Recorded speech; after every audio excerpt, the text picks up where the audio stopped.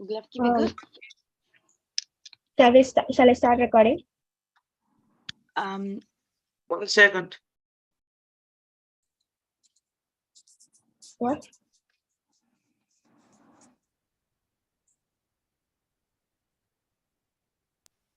Good morning, good afternoon, and good evening to everyone around the world.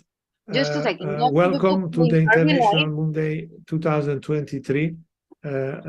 My name is Giuseppe Ribaldi, and I am the president of the Moon Village Association. So the Moon Village Association has been the originator of the International Moon Day, and I'd like to share with you some feature of the organization. So it has been created in 2017, and we are present at the United Nations as well as the International Astronautical Federation. Our organization brings together basically people from industry, space agency, government, international organization, NGO. So we are present in about 64 countries, and you can see the number of people involved. We are also present with institutional members. So I'm going to show you very briefly. We have a palette of activity, which are extremely variation of them, which goes from the economics to the cultural, and of course you can find more on the website. So I like to show you just 2 or 3 examples. So one of the activities we know is the Moon Village 2045, which is made in the frame of the architecture working group, and you can find all the details. So it is basically how we look like settlement on the moon, not only from the, let's say, Western side, but also from the Chinese side and from all the rest of the world.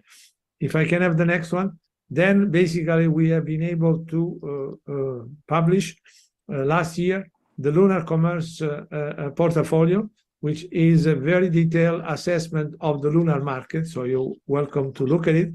And then finally, I'd like to share with you a very important product, which has been basically the recommended framework and key element for peaceful sustainable lunar activity, which has been published in the beginning of 2023 and presented to the United Nations. So I take the opportunity also to explain that we have the participation of space emerging country, which is basically how to engage to facilitate the engagement of countries which don't have lunar program, get them interested and involved in lunar activity. And of course, IMD is an excellent instrument with that. So with that, I like basically to conclude my introduction and wish you, all of you, an excellent event for the International Moon Day, and looking forward next year to have more international cooperation between all the different global events. Thank you and have a good day.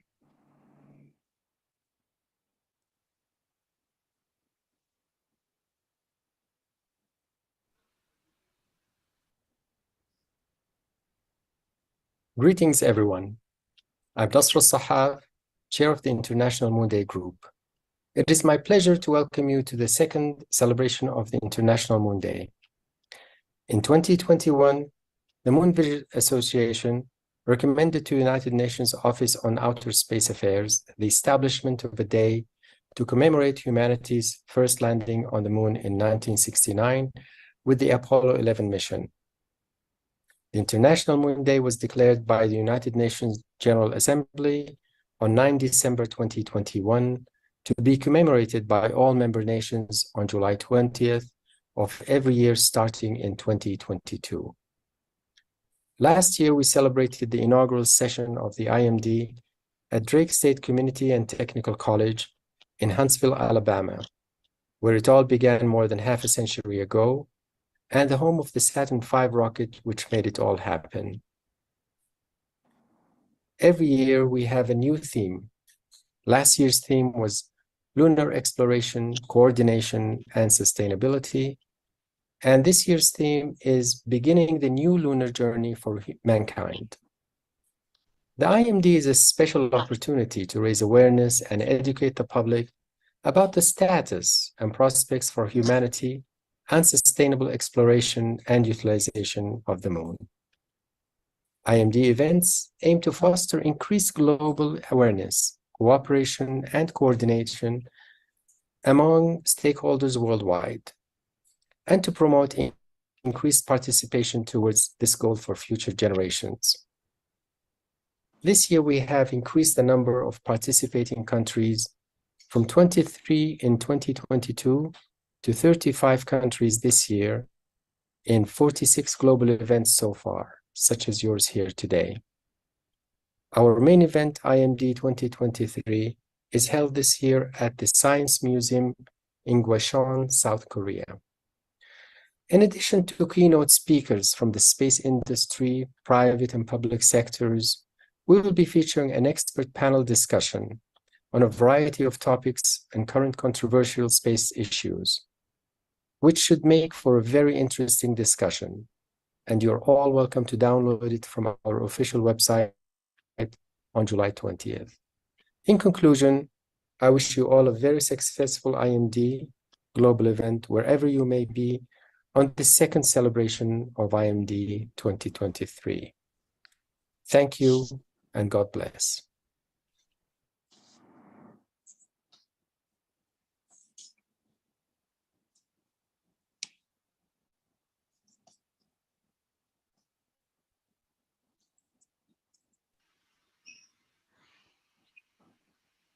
Good morning, everyone. This is Nidhi Vasegar, the Regional Coordinator of Moon Village South Asia. Today, the session will be conducted by Danushaya Raghu, our National Point of Contact India, and Mrinal Otari, MBA India's Program Coordinator. So I'll hand over the mic to both of you.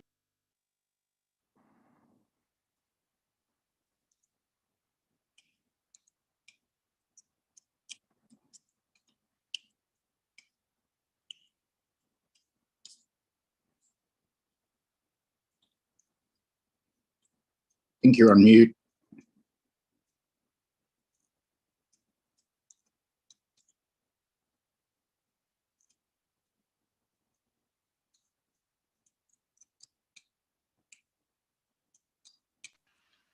Danushaya, if you're speaking, you're on mute, so we can't hear you. Can you hear me now? Yes, good. Hi guys, this is Danushaya Raghu. I am the National Coordinator of India. I am extremely overwhelmed to get this opportunity to address you all here today on the occasion of International Moon Day. I'm truly pleased to witness you all here. I know you are very busy. It's difficult to take time away from your daily task. So thank you guys. I hope you have fun at today's event and learn new things. So first, let me introduce about the International Moon Day 2023.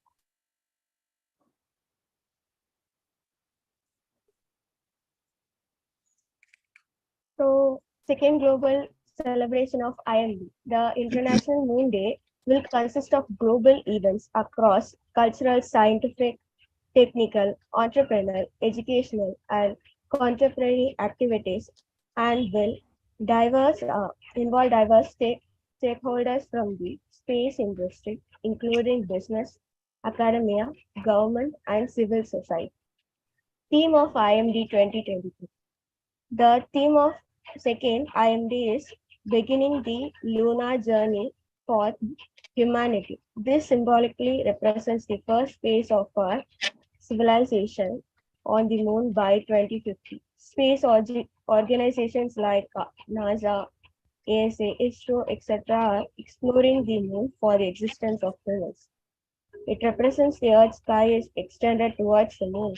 We humans become the first extraterrestrial beings, and the concept of Moon Village Association is thus on its way becoming reality one day by 2050. UN Declaration of International Moon Day. The Moon Village Association submitted a recommendation to the United Nations Committee on the Peaceful Uses of Outer Space, UNCUPES, to establish a worldwide day of Apollo 11 mission.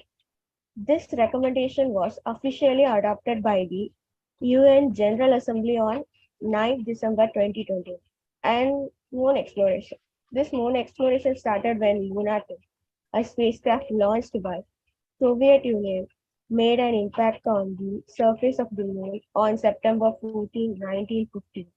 Many more spacecrafts have been launched in the last 62 years from different countries such as United States, Russia, Europe, Japan, China, India, and Israel. In order to better understand the moon and its relationship, however, the first human landing on the moon on July 20, 1969 by the Apollo 11 mission of United States represent the pinnacle of these efforts. That's why we are celebrating July 20 as the International Moon Day. And about the second global celebration of IMD, let me speak about the MBA first.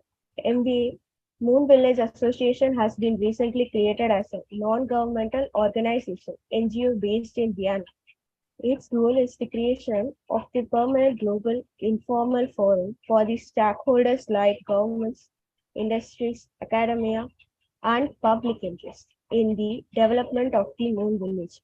The MBA fosters a cooperation for existing or planned moon exploration programs with a public or private initiative.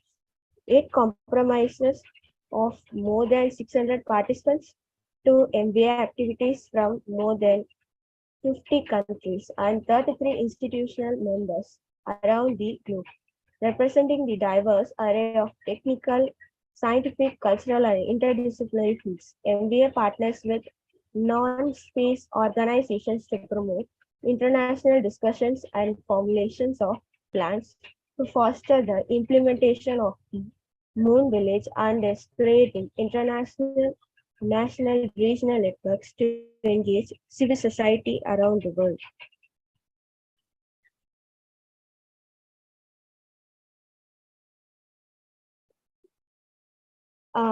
We are ecstatic to invite our chief guest, Dr. Siddharth Pandey. So let me see about Mr. Siddharth Pandey. Siddharth established India's first dedicated center for astrobiology studies with focus on mass analog field research and microgravity space biology experiment development. He has lived and worked on 4 different continents on aerospace, Mars, and Venus system, and the astrobiology products. Sid worked at Space Biosciences Division. NASA aims on developing ISS bioscience payloads. He is also director at the Mars Society, Australia, working towards developing Mars-relevant technologies and outreach projects since September 24th. We welcome our chief guest, Dr. Siddharth Pandey, to give speech on Journey of India in the Lunar Race. Thank you very much, Dhanusha. It's an honor to speak on such a lovely special occasion. I am very much excited about the next few years to come. And let me try sharing my screen now.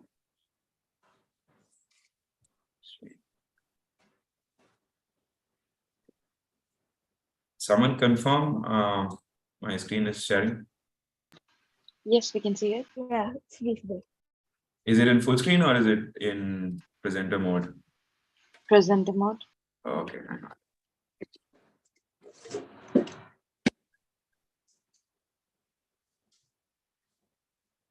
Okay, how's this? Good. Okay, thank you. So I'll try and not take up too much time and take people through a quick journey through India's lunar program. And just a disclaimer, I'm not a lunar scientist or a lunar engineer. Most of my experience has been working on payloads that are in low Earth orbit and developing technologies that are actually for Mars and icy moon missions. But based on whatever I have learned and experienced and worked with, I've put together a presentation with mostly images and some information that I've collected from the internet through some websites and from some friends. But the idea here is to talk about, firstly, how did the Indian lunar program start? What were the motivations? Talking through which were the first missions that India undertook, what is the current mission that is going on right now, and what does the near future look like? So we started the Indian space program, and I say we, I refer to us as the Indian space community. So the Indian space program started with a focus on Earth-based needs. And that was the priority back in the 60s and the 70s and then the 80s. So the first 3 decades and up to almost the late 90s, the Indian Space Research Organization was solely focusing on developing the capabilities to support the nation's requirements, whether that be in telemedicine, in education, weather forecasting, communications. So the focus was really on that. And that was mainly because as a country that had just gotten independence a little more than a decade before the space program started, the country wasn't as rich as it is today in terms of resources. There were a lot of different growing problems in the country that it had to focus on. So the conditions in which ISRO was born were actually not very ripe for conducting lunar exploration or Mars exploration and looking into outer solar system. So the focus was really on Earth-based needs or India's needs on ground. The founder of our space program, Dr. Vikram Sarabhai, was the earliest visionary of the program, and with good support from the government back in the day through the Prime Minister of the time, Pandit Jawaharlal Nehru, he was able to, along with several other people, develop India's space program. And here we see a photograph of him, along with a few other colleagues of his, observing a lunar rock sample that was actually presented by the Apollo astronauts from Apollo 11 mission who visited India right after their successful lunar landing and return. They had presented a lunar rock sample, and here we see him admiring it. And I thought this was a good image to show how it was probably at the back of his mind when he was looking at that lunar rock sample that one day India will be landing on the moon. And this is something that we are pretty close to today, many, many years after. But to point out his state of mind and his priorities for ISRO back in the day, I have pasted a quote from his biography that I found, where he says that there are some who question the relevance of space activities in a developing nation. To us, there is no ambiguity of purpose. We do not have the fantasy of competing with the economically advanced nations in the exploration of the moon or the planets or manned spaceflight. But we are convinced that if we are to play a meaningful role nationally and in the community of nations, we must be second to none in the application of advanced technologies to the real problems of man and society. So Dr. Sarabhai back in the day knew that if the Indian Space Research Organization has to survive and grow, it had to first focus on strengthening itself. And how did it do that? It did that by developing a series of launch vehicles or space transportation systems and became very good at that. So it focused on the engineering and made sure that it was really strong at that. And only once that was achieved, it was able to move on to more ambitious goals like the lunar space program. Here's another image of the 3 Apollo astronauts. You can see them in the center car here sitting. They were received in October of 1969. So a few months after they returned from the moon, they were on a trip all around the world, meeting people from different countries. And here they are in Mumbai as their convoy of vehicles went from the Mumbai airport all the way down to Tata Institute of Fundamental Research, where they met Dr. Sarabhai and others. You can see on the sidelines several people that have come and crowded the space. And that tells you something, that back in the late 60s, this was an event that actually excited people from all countries, India included. You had people from all different economic stratas who followed this mission and congratulated the American astronauts as they visited them, right? So this just goes to show the impact a lunar program can have on a country.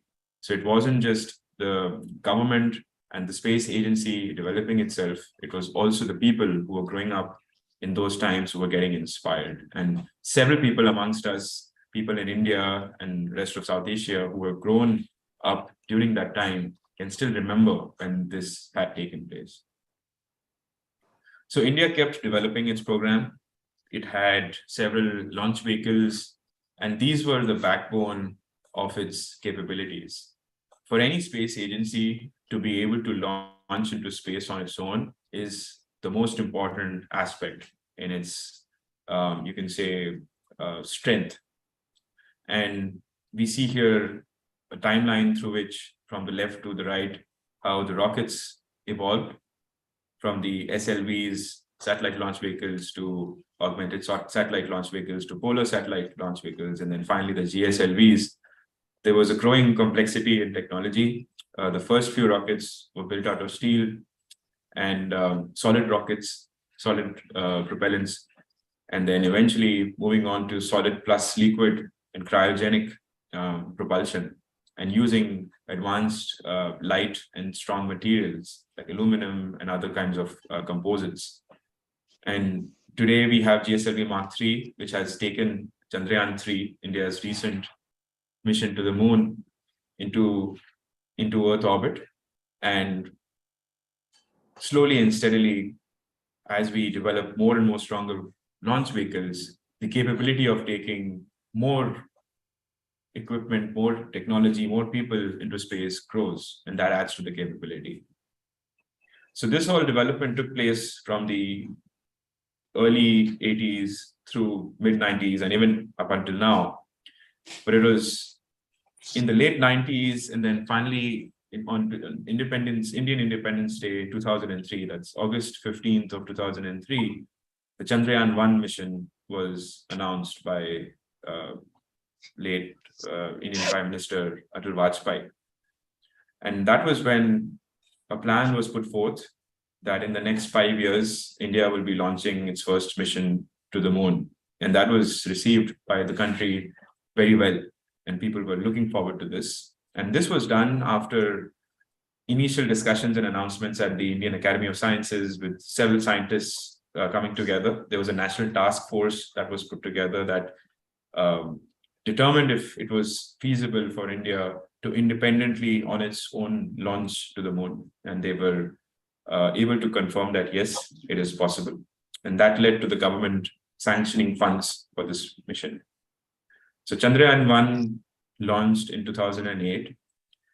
Dr. Abdul Kalam, who was India's president at the time, and also a rocket scientist himself, had overseen the development of this project very keenly because he himself had worked right from the starting days of the Indian Space Research Organization. He was the one who conceptualized the Moon Impact Probe. What you see on the left side on this slide, that cube-shaped payload, it was basically an object that was released from Chandrayaan-1 once Chandrayaan-1 had reached the moon. And this Moon Impact Probe landed. It had a hard landing on the south pole of the moon, but it was to say that India has arrived. It was basically a technology demonstration to show that we are able to reach and land on the surface of the moon. And that was a hard landing, and the missions after that focused on soft landing. So the difference between hard and soft is hard is pretty much a crash landing or an impact landing, whereas soft landing is a controlled descent onto the surface of the moon, which allows you to not damage and destroy the payloads on board. Chandrayaan-1 was a very successful mission, not just for India, but for the whole world. It had two instruments on it, the CHASE instrument and the Moon Mineralogy Mapper instrument that NASA provided, that were both able to independently confirm the presence of water ice on the surface of the moon mainly distributed around the North Pole and the South Pole. Here you can see data that was produced by the Moon Mineralogy Mapper, or the M3 as it is called. And all the blue dots that you see on the North Pole on the left and the South Pole on the right are deposits of water ice. Now, why is this important? Mainly because water ice is an important resource for breaking down water into hydrogen and oxygen, and that can be converted into fuel. So it can support the development of fuel on the moon to allow it to support missions that would go further into space. So you can set up fueling stations on the moon. And of course, water is an important resource for consumption for astronauts who will live on the surface, and oxygen, of course, its byproduct can be used for breathing as well. So the presence of water is actually an important justification for further having humans living on the moon and using moon as a stepping stone to go out and further exploring the rest of the solar system. So based on that success, the Indian government approved the Chandrayaan-2 mission. And the Chandrayaan-2 mission was a larger, heavier, more elaborate mission that comprised of 3 components: the orbiter, which would remain in orbit around the moon, the lander, which would land on the surface of the moon, and within the lander, a rover, which would have instruments to conduct scientific experiments on the surface of the moon. And this payload, or rather this whole Chandrayaan assembly, Chandrayaan-2 assembly, was launched in 2019. Some more details on the Chandrayaan-2 mission. So as I said, it had 3 components. It had the orbiter, you can see on the left side, top left, the lander called Vikram, and within it was the rover called Pragyan. And on the right side of the slide, you can see a color theme chart of the instruments that were there. So all the orange instruments that you see here were in the orbiter, white instruments on the lander, and green instruments on the rover. And all in all, it was a very comprehensive mission that was planned to look at the moon remotely from the orbit, as well as from the surface. And it was to land in the South Pole of the moon, South Polar region of the moon, and to further explore the presence of water and further understand the geology. Because if you understand the geology of the moon, it helps us understand the geology of the Earth as well as of the history of our solar system. So exploring the moon has scientific importance. It has importance for the exploration and the growth of the human space program, as well as for commercial importance, for looking for rare earth minerals and other important fuel like water that can be used for future missions as well. So this is an artist's representation of what Chandrayaan-2 would have looked like. When I say would have looked like, is because it wasn't completely successful. So as I said, these are the 3 components. We've got the orbiter, C2 orbiter, there's the lander component, and the rover component. So what ended up happening in 2019 was that after the mission launched from the surface of Earth, it reached the moon, the orbiter component broke off from the lander component, it separated, and the lander tried to land. But because of a series of unfortunate events, it was not able to land successfully. But meanwhile, the orbiter component is still active. It is still successful and collecting data as it is in an orbit around the moon. So it takes a while for the Chandrayaan mission to reach the moon. And that's mainly because it doesn't go directly as soon as it is launched in a straight line towards the moon. It is kept in orbits around the Earth. And these are elliptic orbits. And slowly and steadily, we keep increasing the elliptic nature of the orbit up to a point where it is finally fired towards the moon. And then once it reaches the moon, it again is slowed down and put into an orbit around the moon. And this is mainly done because you use very little fuel to do this, as compared to if you had to just fire your rockets all the time towards the moon, you would use a lot more fuel. So ISRO has always focused on saving resources and being conservative with its resources, which is a very smart thing to do in space. And this is its journey towards the moon. And as it reaches the moon, like I said, the plan was for the orbiter to conduct a soft landing on the surface of the moon. Now, to do this, it does it in different phases, which are called deboost and then braking phases. So what essentially happens is that it is traveling 100 kilometers in orbit over the moon, and you slowly want it to land on the moon. So between the point of time when it's in orbit till the point of time it's on the surface, it has to slow down. And it slows down by firing its rockets in the direction in which it is going, because in space there is no air, so you cannot brake. You essentially have to take your entire spacecraft and change its orientation in such a way that you fire the rockets in the direction in which you're going. And what that does is that basically pushes it in the opposite direction and then slows it down. So there is a phase of rough braking, and then after that rough braking is done and it is brought lower to an altitude and slowed down, there is a precision braking in which there is a very careful coordination between the different engines, the thrusters that are there on it, or the rockets that are there on it. There are a total of 5 rockets on Chandrayaan-2.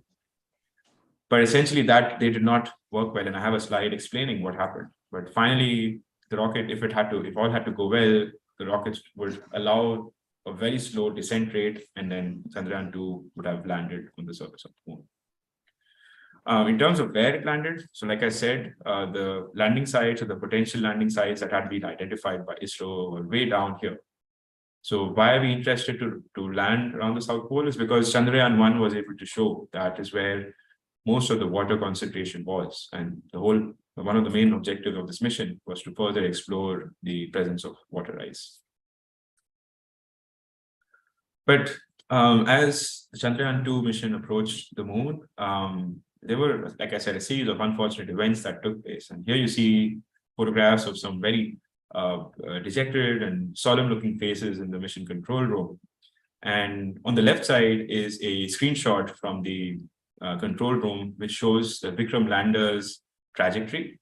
So what this basically tells us is the altitude, the vertical distance between the surface and the lander as it was coming down. And it was going through different phases, which is your rough braking and then the precision braking. But in the last stage of the mission, it came down a lot faster. As you can see here, it was supposed to come down based on this red line, but it came down. The reality was that it came down much more steeper, this white line that tells you that the speed at which it was coming down was a lot faster, and that led to it crashing on the surface of the moon. So there were images that were released after a few weeks and months that showed the before after of what the site looked like. And you could very clearly see that there had actually been a hard landing and a crash of Chandrayaan-2 on the moon. So why did it fail? It failed because, as I said, the lander had 5 thrusters, and there was a misfiring of the thrusters where they produced greater than required thrust, and the onboard software could not handle these navigation errors. So one must understand that if you're flying towards the moon, there is no one human being sitting on Earth with a joystick who's controlling it. It is all done autonomously with a computer. And it's a very complex procedure, complex maneuver in which it has to operate. There is different kinds of forces that are acting on the spacecraft. There's the gravity of the moon, and there's thousands of different components inside the spacecraft that have to work perfectly. So there are various reasons because of which it can fail, and space is a very challenging environment because of these things. So unfortunately that happened, and the lander ended up increasing speed during descent and it crashed. So we had ISRO conduct a review of the entire mission, and Dr. Somnath, who is the current chairman of ISRO, had given several talks where he has spoken about these points where ISRO was able to understand why Chandrayaan-2 lander failed. And they have talked about the measures that they have taken in Chandrayaan-3 to prevent such an accident. So Chandrayaan-3 as a mission is very similar to Chandrayaan-2 in that it has the same lander and rover, but it doesn't have the same orbiter because the orbiter for Chandrayaan-2 is still successful. The Chandrayaan-3 orbiter is just for propulsion and for communication relay. and it has one scientific instrument on it, but that's about it. And in terms of ensuring success for Chandrayaan-3 landing, there are these different steps that have been undertaken, where it's the design focus for Chandrayaan-3 has been failure-based, where they've looked at all the different failure points and focused on that rather than success-based design focus. The lander legs have been reinforced to be able to handle harder landings. More fuel has been added to the mission so that in case if last-minute trajectory corrections are needed, there is enough fuel to play around with.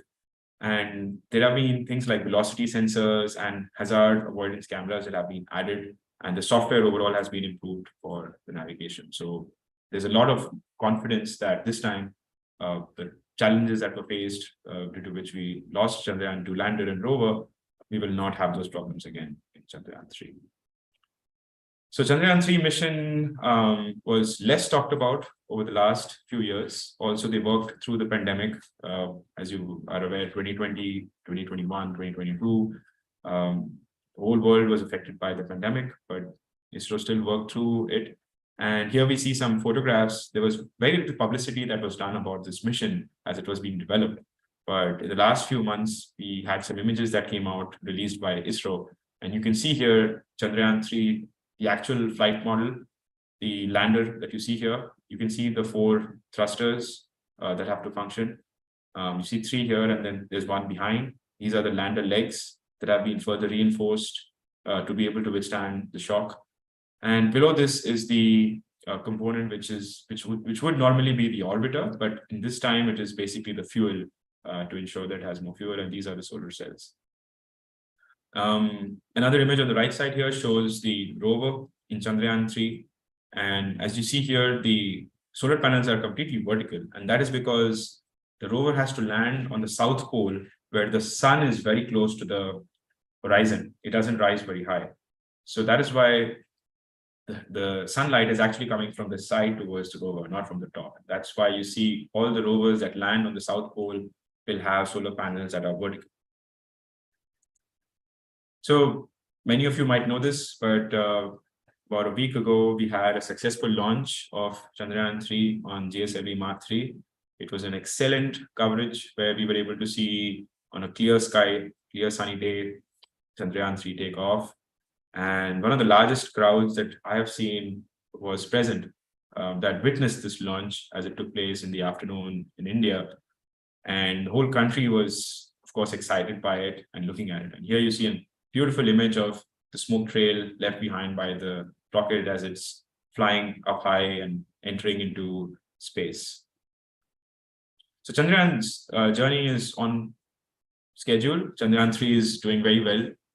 We are receiving constant information that it's currently in orbit around the Earth, and over the next 40 days or so, it will constantly keep increasing its orbit slowly and steadily as it moves its way towards the moon. And at one certain point, when it's in the highest orbit around the Earth, it will be fired towards the moon. So this is called the lunar orbit insertion, in which it is finally, rather that takes place here. This is when it leaves the Earth orbit. So this is a lunar transfer trajectory. So it's kind of slingshotted around towards the moon and finally enters lunar orbit. So once it reaches here, you slow down. Then you, just like Chandrayaan-2 did, you start slowing down and finally enter into a 100-kilometer circular orbit around the moon. And hopefully on, I believe the 21st of August, if I'm not wrong, is when we are expecting Chandrayaan-3 lander to successfully land, and hopefully this artist illustration will be reality in about a month from now. Now, India is obviously not the only country that has launches coming up or lunar missions this year. It's actually a very exciting time for lunar exploration. There's Russia's Luna 25 lander, which is slated to launch on the 11th of August. And as you see here on the top left, it's the flight model of Luna 25, and it is Russia obviously has a lot more heritage in terms of lunar exploration. It has launched and successfully landed on the surface of the moon. So has the United States and China. And most of these countries have missions. So Japan has a SLIM mission, which will be launching after that on the 26th of August.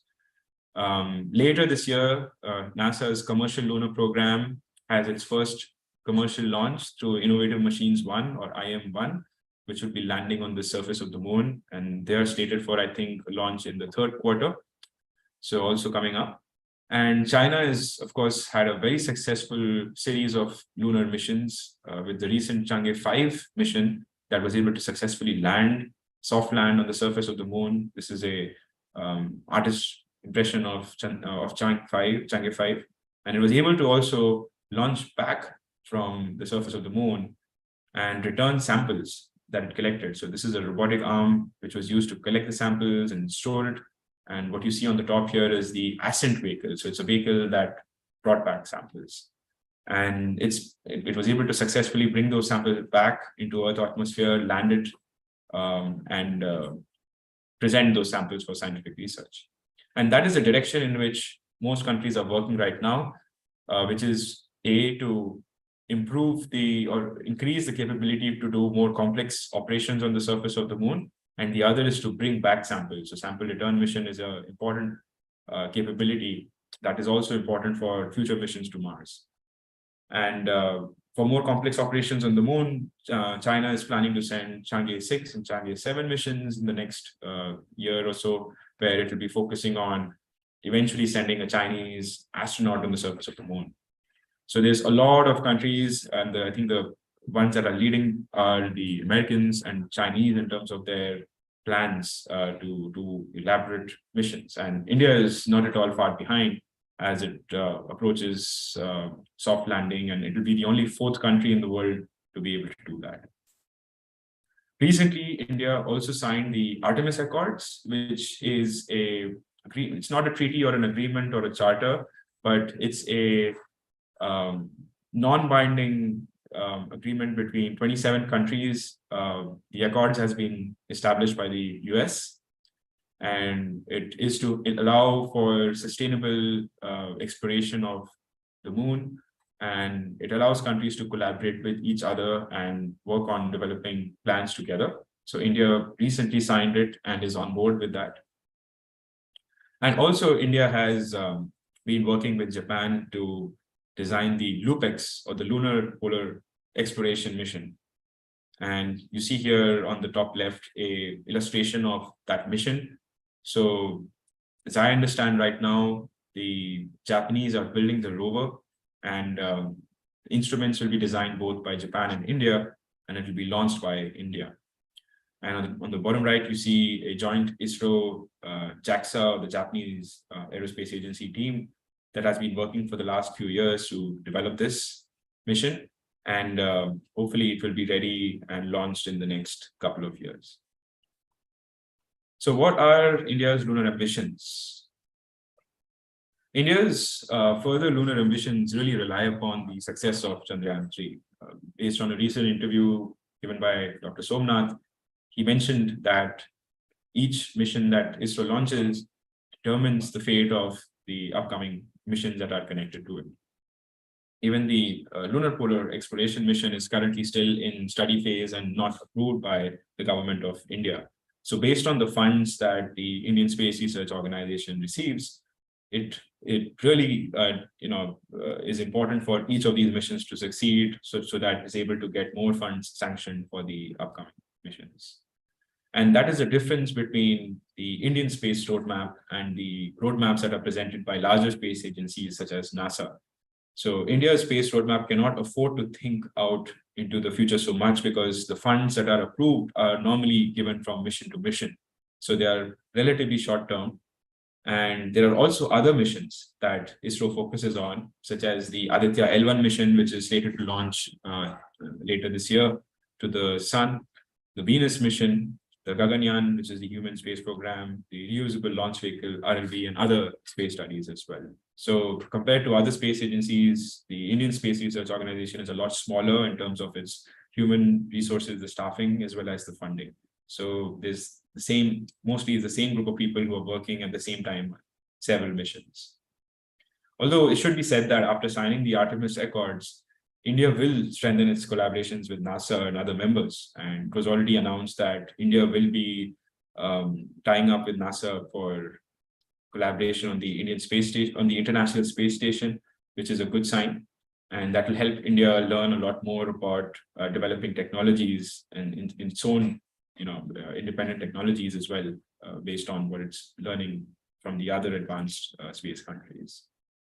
It is also important to mention that India's lunar ambitions are not in a vacuum environment. The geopolitical scenario plays a strong role in determining the funding and mission objectives of future missions. So whether that is competition with countries like China or collaborating with countries like the United States, all of those things and the politics in each of these countries strongly determines how the space ambitions or the space plans are made.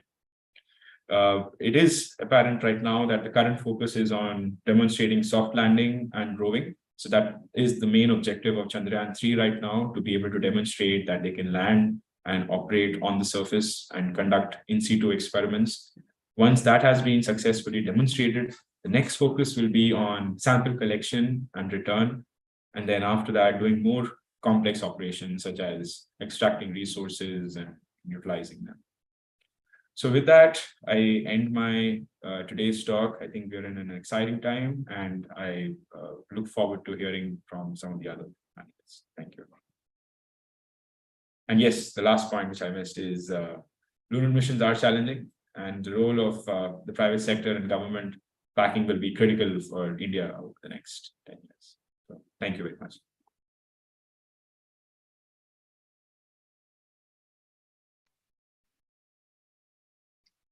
Thank you, Dr. Siddharth, for the great talk.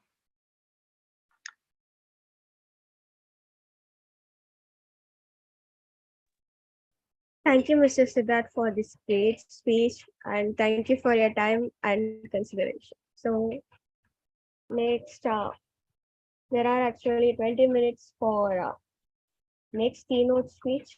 So you can just start your sharing your screen, Subrajit Baura.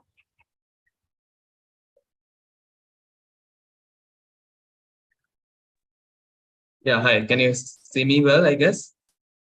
Yeah, there is actually, I gave 10:30 to 11, right? But we have 20 minutes. So can we start now, or you're going to start at 10:30? Yeah, I think we can begin right now. No problem. Subrajit, Okay. Just before, we have one question, if that's okay, for Dr. Siddharth. Yeah, I was just about to type the answer to that. I'm more than happy to respond live to that. Oh, sorry, I didn't see the question. I'm sorry. That's okay. I can read it out. So the question is from Sibsankar Palit. He asks, what are the type of astrobiological research done with regard to lunar exploration from India? So to my knowledge right now, there is an experiment that is conducted on Chandrayaan-3, where it's called the SHAPE instrument, wherein what is going to happen is that after Chandrayaan-3 lander will separate from the orbiter module, the orbiter module will remain in orbit around the moon. And it has an instrument with which it will be looking at Earth from the orbit of the moon. And the field of astrobiology, for those who are not familiar, is the study of, I think Subrajit will talk about it, it's the study of the origin, evolution of life. And how did life start on Earth? Is it possible for it to have started elsewhere in the universe? And if it did, then what kind of planets can support that life? That is what astrobiology is. And it's a very new field, very emerging field. And ISRO does not have an astrobiology program, but they definitely have instruments that can conduct astrobiology in the future. And like I was mentioning, this SHAPE instrument on the lunar orbiter will be focusing on helping develop technologies to search for planets in the outside our solar system or extrasolar planets. So we're looking at planets far away from us outside our solar system that might be habitable, that might be having the conditions to support life. So to do that, to be able to look at planets that are so far away, we have to develop instruments that are very sensitive, that can pick up the energy that is coming back from these planets, right? So that is in different kinds of spectrum. Now, to test that instrument, what ISRO is doing, it is using this SHAPE instrument, which will be looking at Earth, and it will be looking at Earth from the point of view of as if Earth is a potential planet far away as a target. So it is kind of doing a target practice on Earth, because we know that Earth is habitable, right? So that is one instrument that is being sent up. So I encourage you to look at that. Apart from that, the rover, which is on Chandrayaan, will be having the APXS instrument, the LIBS instrument, and these instruments are used on the Mars mission as well by NASA to look at the elemental composition of the rocks and minerals, right? So ISRO might not be looking for life on the moon, but it is testing technology on the moon that can be used to look for life on Mars when ISRO goes to Mars. So those are the kind of different technologies that is currently being conducted from an astrobiology perspective. I think that's the only question. So back to you, Dhanushriya and Nidhi.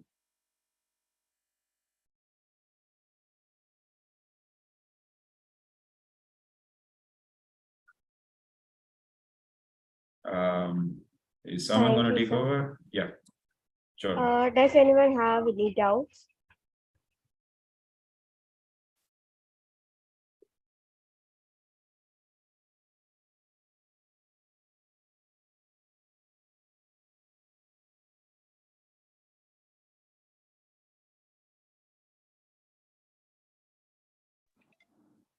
Who's up next? What? Who's up next? I think Subrajit should go next. Yeah. Sure. So thank you, sir. Thank you so much. Sure, my pleasure. Okay.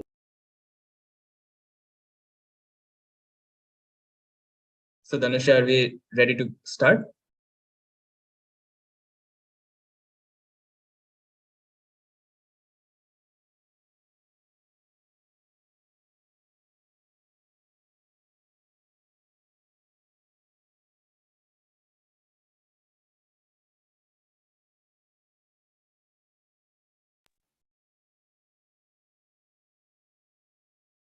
We welcome our next keynote speaker, Mr. Subrajit Barua. So can you share your screen? Yes, I will go ahead and share my screen. I guess it is now visible. Yeah. All right. First of all, thank you so much, Moon Village Association India and Dhanush and Nidhi for this invite. It is really a pleasure for me to share this platform with so many reputed and great experts in the field of space technology and space exploration, space sciences. So it is definitely a privilege for me to be here and also talk to you guys about something which is quite new and something that also is still in the study phases, in the research phase, but it is worthwhile to share it with you, to bring up the discussion, to get to know everyone's views. And with the healthy conversation and healthy discussion, I hope that these technologies would definitely help exploration and our future missions by a large deal. So today I'm going to talk about how we can leverage fungal agriculture, the growth of fungus, the properties of fungus, and we can use that for building moon habitats. So before we begin with today's presentation, I would give you a brief description about myself. I am currently a PhD student at ITMO University in St. Petersburg, Russia. So, and I'm doing my PhD in biotechnology. So my background in terms of education and training is biotechnology and systems biology. So definitely that in no way means that I'm an expert in space life sciences or the topics that we are currently talking about regarding lunar explorations, but the knowledge that I have gathered about biology in general or biotechnology and systems biology do apply and find applications in these areas.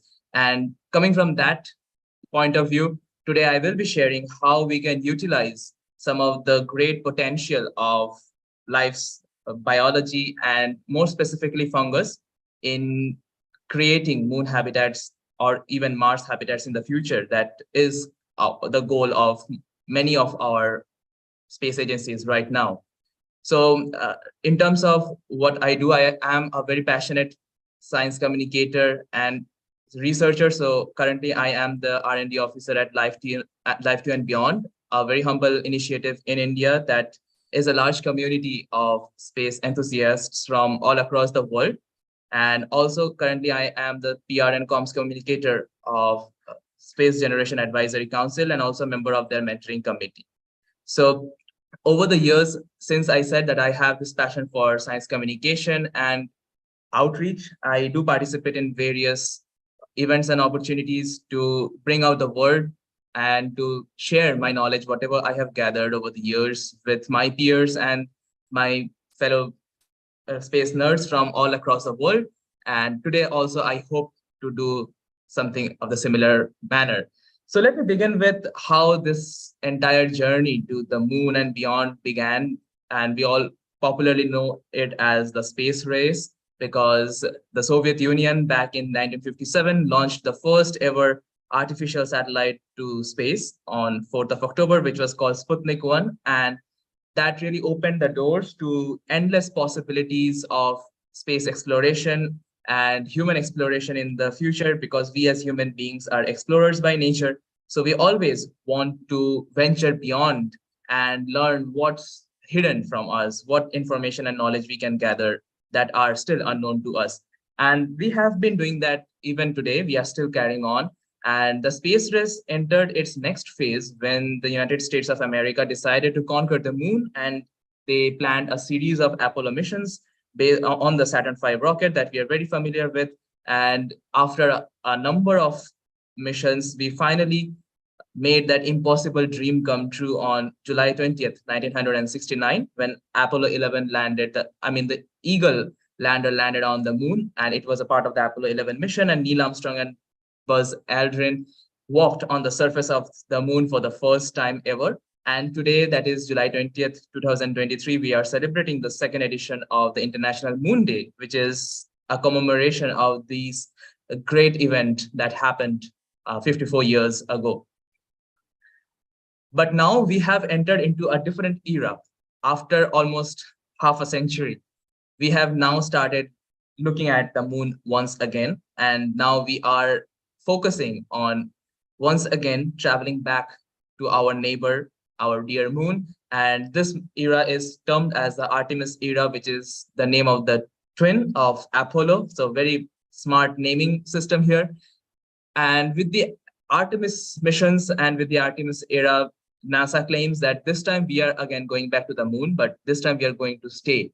So long-term mission and building up of habitats and living there on the surface of moon is definitely in plans for NASA and also other space agencies across the globe. Even India is not far behind, because Dr. Pandey gave a very detailed presentation on India's lunar missions, and we got to learn about the various stages of India's progress in the different missions that India has planned and also what they're going to do in the future. Definitely, we all witnessed the historic launch of Chandrayaan-3. It was such a proud moment for all of us, and I'm sure that this will be a successful soft landing on the lunar surface as well in August. So we are all looking forward to that historic day too. So India is also definitely a part of the race. And once again, as Dr. Pandey already mentioned, we have recently signed the Artemis Accords that ensures a peaceful exploration of deep space and of course the moon, and collaborations are being mentioned quite a lot. So definitely all the countries that are part of the Artemis Accords would participate and collaborate in the future lunar missions, and that will open up new horizons and new opportunities for people like us who dream of participating in such missions and such campaigns in the days to come. So briefly talking about the Artemis crew, I'm sure all of you already know about this entire crew. You have seen pictures, and the highlight of the Artemis mission is definitely that we are going to send the first woman from Earth to the moon, and NASA's astronaut Christina Koch is going to be the first woman to walk on the surface of moon, which is a really proud moment for all of us. And definitely the Artemis era is looking towards achieving some greater things. But the most interesting thing is that all of these astronauts would look towards spending more time on the lunar surface, build habitats, and also look forward to long-term missions and long-term experimentations and explorations on the surface of moon. Dr. Pandey also mentioned about the other upcoming missions by different other space agencies and organizations, which are very interesting and very, very positive. Something which I am also very interested about, but this is further down the line. It is planned for the year 2028. It's ESA's Heracles mission, which is done in collaboration with the Canadian Space Agency and JAXA, that is the Japanese Space Agency. The Heracles robotic mission would be sent to the moon in a very special way because it will interact with the gateway, the lunar gateway. The lunar gateway, as you can see, artist's impression over here, is going to be similar to the International Space Station, but definitely a little bit smaller, that will be orbiting the moon. And this will act as a point from which the satellites that we send from Earth, or maybe the samples that are being brought back to Earth, would relay or come via the gateway, and it will help in redirecting our probes and our satellites, and maybe even refueling them and supply of resources. All of these advantages will be brought about by the lunar gateway. So that is also a very exciting thing that will be coming up in the days to come and in the years to come, to be precise. And this is something which I am really looking forward to, and I'm excited about as well. Now let's talk about something else that ESA is currently working on. That is the blueprint for ESA's moon habitat. So as you can see on my screen, this is again a graphic that was designed, and it was presented in Vienna and Venice this year. So the blueprint for ESA's moon habitat is going to be something like this, where the different rockets that will be landing on the lunar surface will be carrying with itself different parts of the habitat, and then slowly, with the help of robots and robotic functions, it will be placed and assembled on the lunar surface. That is kind of the plan that ESA is having right now regarding the lunar habitat. We also have other plans from NASA and other commercial stakeholders. And one of those stakeholders and one of those concepts has really grabbed my attention. And this particular company is known as Pneumoplanet. This particular project is called Pneumoplanet, which is an inflatable moon habitat. So with the help of certain polymers, these scientists have found out a way to make inflatable habitats on the moon that would be lightweight and easy to carry, but also it would have the potential to house a number of things. And mostly the housing would be underground, under the surface of the moon. And on the top surface, there will be some mirrors that would be installed to reflect the sunshine that it receives on those areas, and that would be the source of energy. So right now, the plan claims that this Pneumoplanet inflatable moon habitat will have around 16 greenhouses and would be able to house around 32 astronauts in one single inflatable moon habitat, which is pretty commendable number, going by the terms of the first ever prototype, which is really good. Now let's understand what it is and how the journey began for Pneumoplanet. And this is done by Pneumocell, that is the company. So you can see they have this special polymer-based material that is inflatable, and it's pretty rigid, pretty resistant to mechanical forces, to other radiation stuffs, and they are very sturdy. They don't get damaged pretty easily. It started something like this, where you can wrestle with it and play with it, I guess. Slowly, they started to leverage it and move forward, upscale it, and then slowly they achieved this sort of a dome-shaped structure using the same material, which is again more sturdy, but also flexible enough to give it the particular shape that we are hoping for. And slowly you can see that it is currently acting as a tent, and it is able to house something inside it. As it moved ahead in time, this technology was further developed, and the shape of the entire habitat could now be done in whatever way we want. It is much more flexible, and also now it has the capacity to install electronic gadgets and other connections that makes it much more usable and much more friendly. And finally, this is the concept art of the Pneumo-Planet's lunar habitat, which would be a full-fledged habitat inside, which would be shielded from all the radiations and the harmful environmental factors that is present on the moon. And also it will be underground, but it would be able to house different flora and fauna because it would be something similar to a greenhouse. So that's the concept of Pneumo-Planet that it currently has. And here also you can see the diagram that explain the points that I was telling. So the entire habitat would actually be underneath the surface of the moon, where there would be various tunnels, and then it would lead to some of the greenhouses where most probably astronauts would be able to grow plants, and there would be vegetation both to sustain their food demands as well as oxygen demands and other resources that we might derive from plants. And all the energy sources would be provided by a reflector, a mirror that would be placed above the surface of moon, and this would act as a concave lens. So it would, like converge all the sunlight rays and then redirect it here. Also below there would be conical mirrors that would reflect the light, and that would make it directional, and it would charge probably batteries and other things that we might have installed here. So that's a kind of the hypothetical concept plan that Pneumo-Planet has currently. You can definitely let me know your thoughts in the chat section and say whether do you think this is a good enough plan, or would it be successful, or what are the limitations that comes to your mind regarding this idea and this concept, and if you see this becoming a success or a reality in the next few years to come.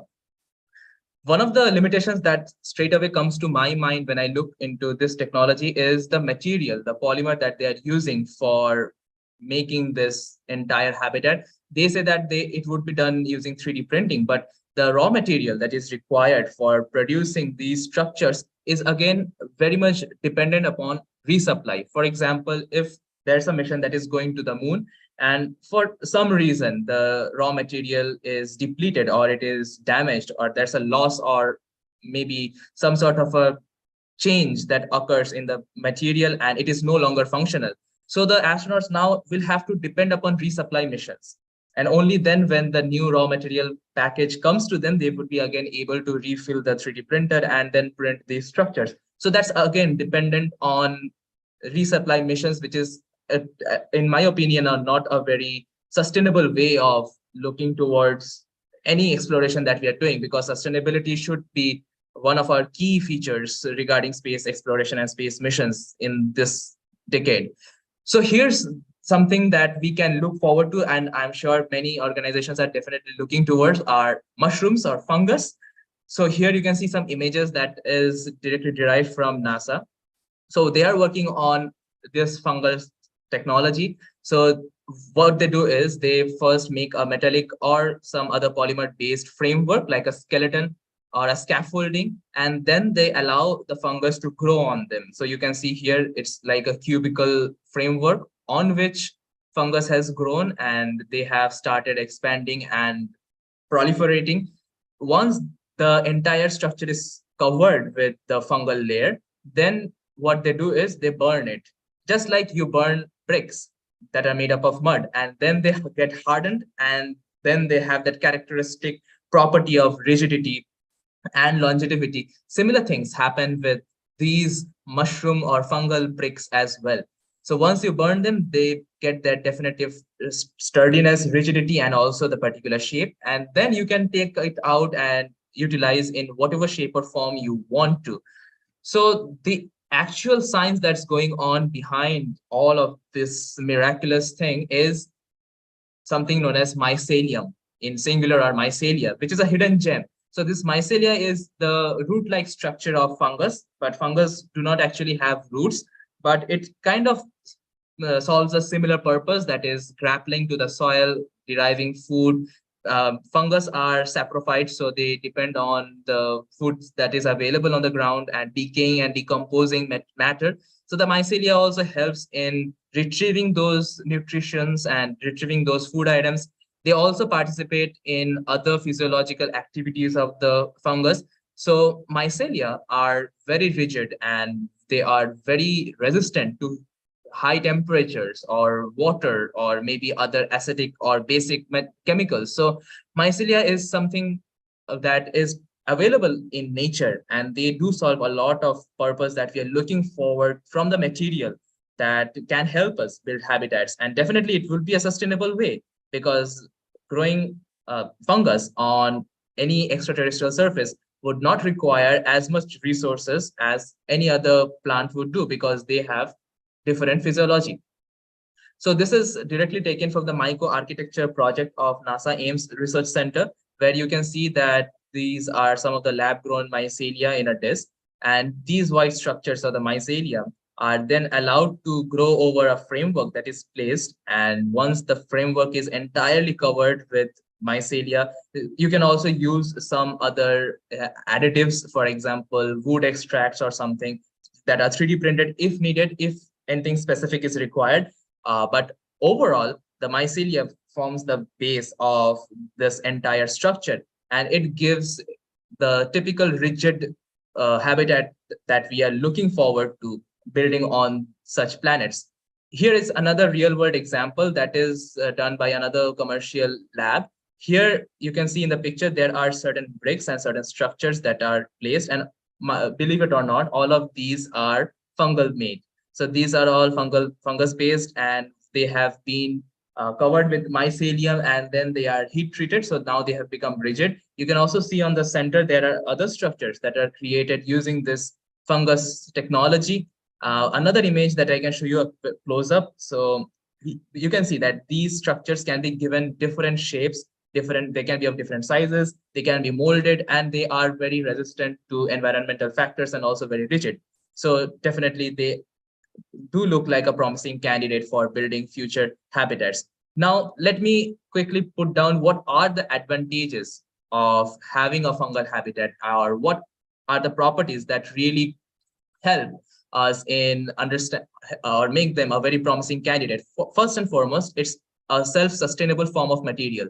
So we are still figuring out ways of growing fungus on maybe the moon or Mars, but if we are able to do that, because they are heterotrophs and saprophytes, so if we can use human-generated waste as shown in the movie Martian or something like that, and we can use that as a material or a mode for extracting energy for these fungus, then probably we would be able to grow fungus on the lunar surface or even on Mars.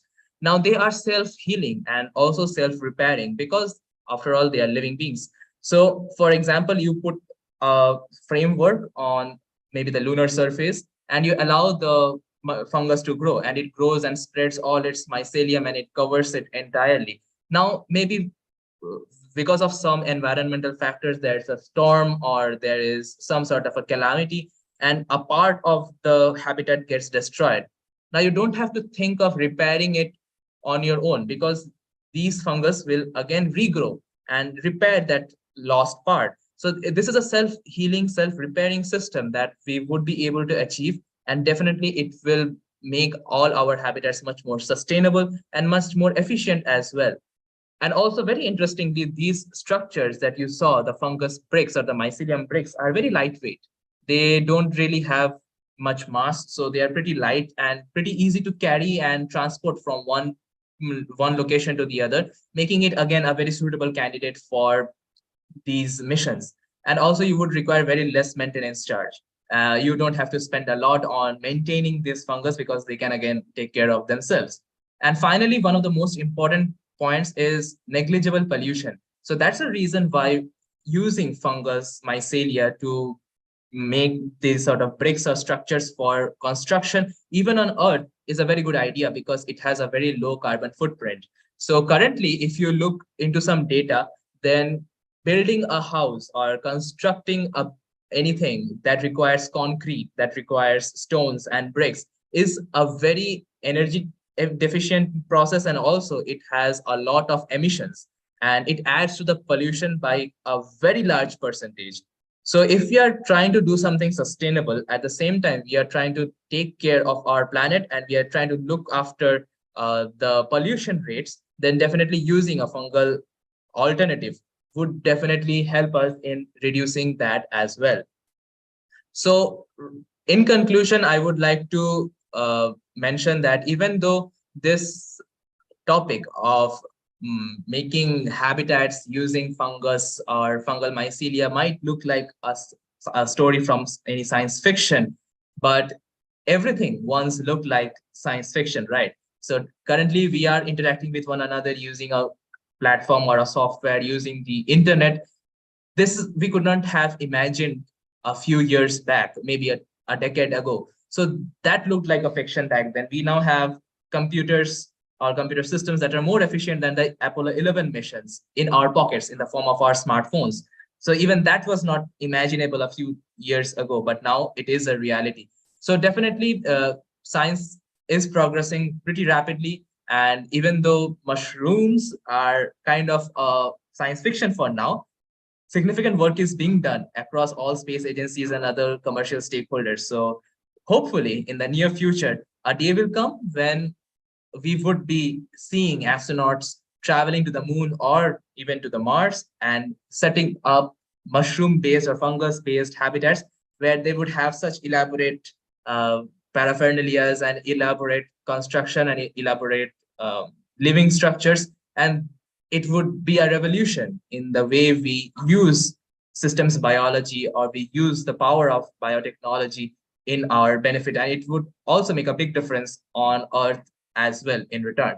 So that's all I had for you guys today. It's pretty short, but I think there are many other panelists who are waiting for sharing their opinions. So I won't take much of your time. And I hope that you could take something home from this presentation. And although it's not my own work, I am very happy to share and show you what's being done all across the world. And definitely, I am happy to share the understanding or the science that's going behind it, because biotechnology or systems biology is a field that I love and work.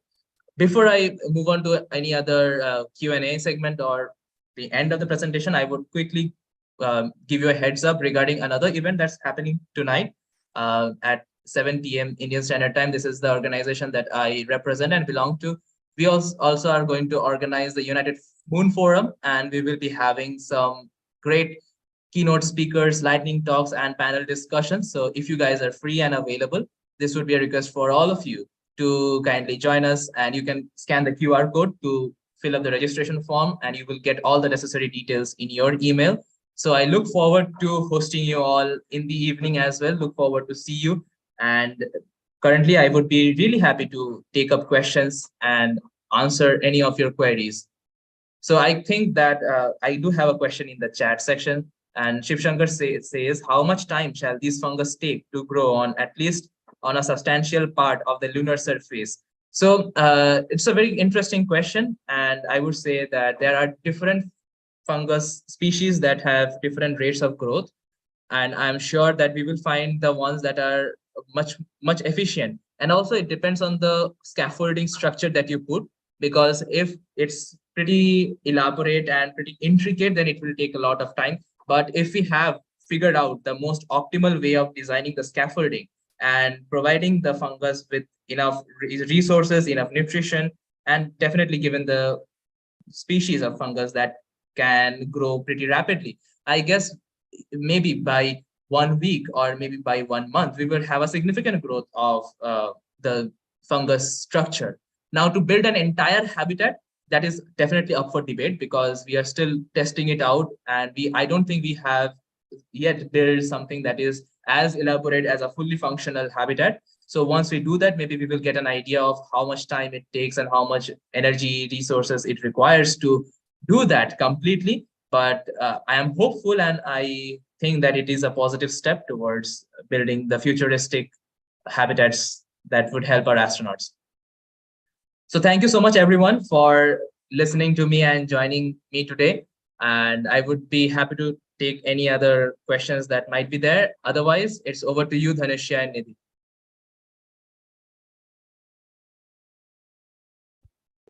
Hello, do any participants have any questions? Danushya, there's one. Yeah. So again, it's from Shivshankar. It says, how much time shall these fungus take to grow on at least on a substantial part of lunar surface? Yeah, I just answered this question while I was doing my presentation in the end. So this question is answered. Okay, great. Then I think we should move on to the next speaker. Thank you. All right. Thank you so much. Thank you so much, Subrajit, for your great speech, and thank you for your time, allocating your time for this event. Thank you. So let me welcome our next speaker. We welcome our next keynote speaker, Ms. Anupama Pradeepan. Anupama Pradeepan is an individual deeply invested in the field of education, with a career that revolves around the intersection of education and society. Her interest in science, art, leadership, and administration converge in the academic sphere, where she has dedicated herself to exploring the multidimensional aspects of quality education from her early experiences as a teenage volunteer to co-founding Open Space Foundation and later excelling as an academic advisor, teacher, trainer, and project manager. Anupama has gained a broad understanding of challenges and opportunities facing the education system. Hello, Anupama. It's your time. Take the screen.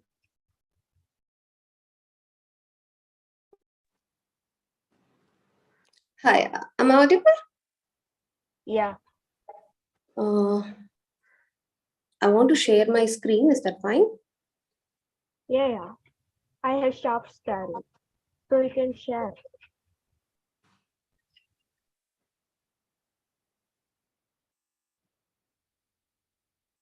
Yeah, is it visible? The screen. Yeah. 1 second.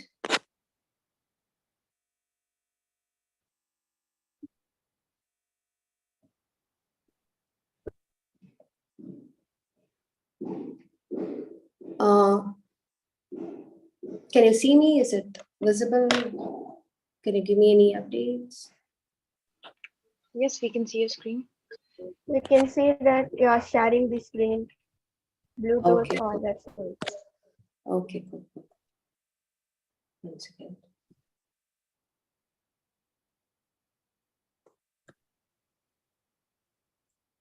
Yeah, cool. Yes, so my video is on. I hope the video is on. Yeah. Okay. Yes. Hi everyone. A very good morning to all. I hope you are enjoying the celebration of the Moon Day that is happening across the world. And myself, Anupama Pradeepan, I'm co-founder of Open Space Foundation. Open Space Foundation is an organization based right now in South India, South Indian states of Tamil Nadu, Kerala, and Karnataka, more prominently, where we focus on science communication activities at the remote villages and most probably with the public schools. In-depth communication activities, hands-on activities, and for over the years we have been doing. So today I'm here to introduce the project, one of our flagship project that we are leading, called as Nama Telescope. I'll come to the points and why Nama Telescope, how we are taking it forward and all. Whenever we present anything about Open Space Foundation, the journey that we took through, from the young volunteers to co-founding the organization and taking it forward, we always mention this particular experience of what keeps us motivating, what keeps us, what makes us going, continuing the process that we are doing. And the answer will always be the reactions on the face of participants or the people that we meet during our journey, taking the telescopes through the forest, through the villages, through the gullies. And when I tell reactions or when I tell the emotions, it's not always the smile or it's not always the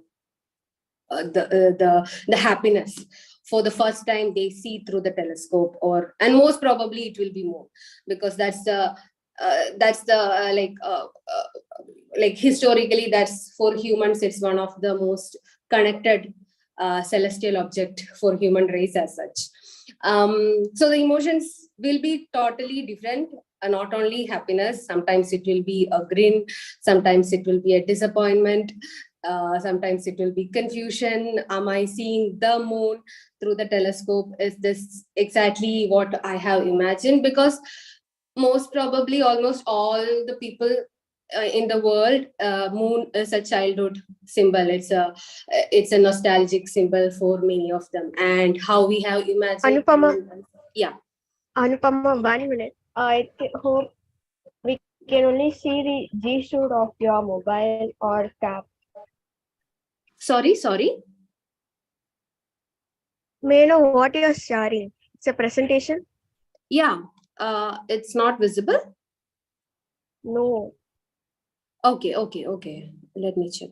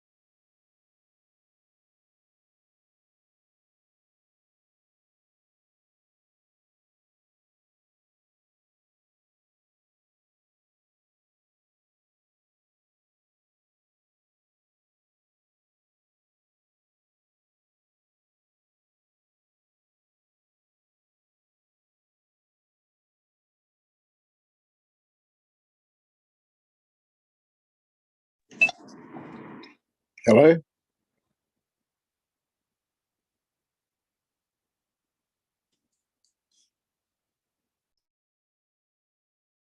Yeah.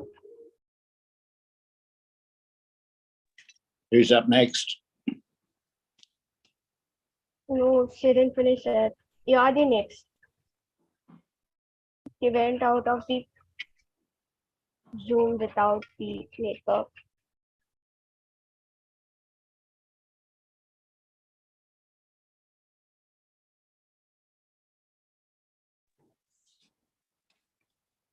Who's up next? You're the next. Cool. And again, Hi, Anupama joined. Yes. Yeah. Am I audible? Can you see me? Yeah. Mhm. Okay. I'll share it once again. Give me one second.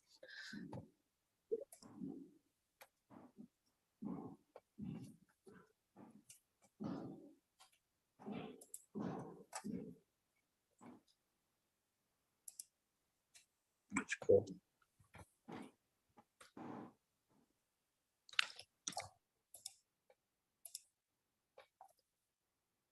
Yes. Is it visible now? Yep. Yes. Cool. Okay. Sorry for that glitch. Okay, I'll restart if that is fine.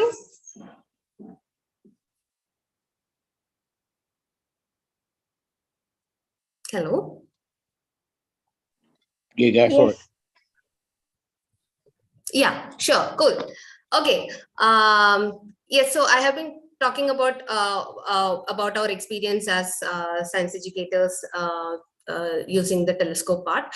So basically what I was trying to tell is whenever we take our telescopes to the on ground, to the villages, to the cities, to the people who are first time seeing the any celestial body through a telescope, first time looking through a telescope, there are different emotions that comes into the face of a person, and that may not be always happiness, and it's a mixed bag of emotions that because as I told, like the moon itself is a symbol of their childhood, their imaginations. So when they first look through the telescopes, see the moon or any celestial body for that matter, there is this confusion that arises, what is happening. And after that arise all of that emotions, after that arise a point of curiosity, where regardless of the age group, what is next, because their imagination is already broken there, the image that the image that they have built about the moon or about the sunspots, it is broken there, and now they want to know about what exactly is going on, what is happening. So this point of curiosity as science communicators, as educators, is something worth experiencing, is something worth looking forward to. And this is what exactly that we have been doing for a few years now. So that point of curiosity to reach there and then to leverage that to new experiences, to new observations, to more into in-depth science, the social aspects of scientific temperament is what we are trying to leverage on.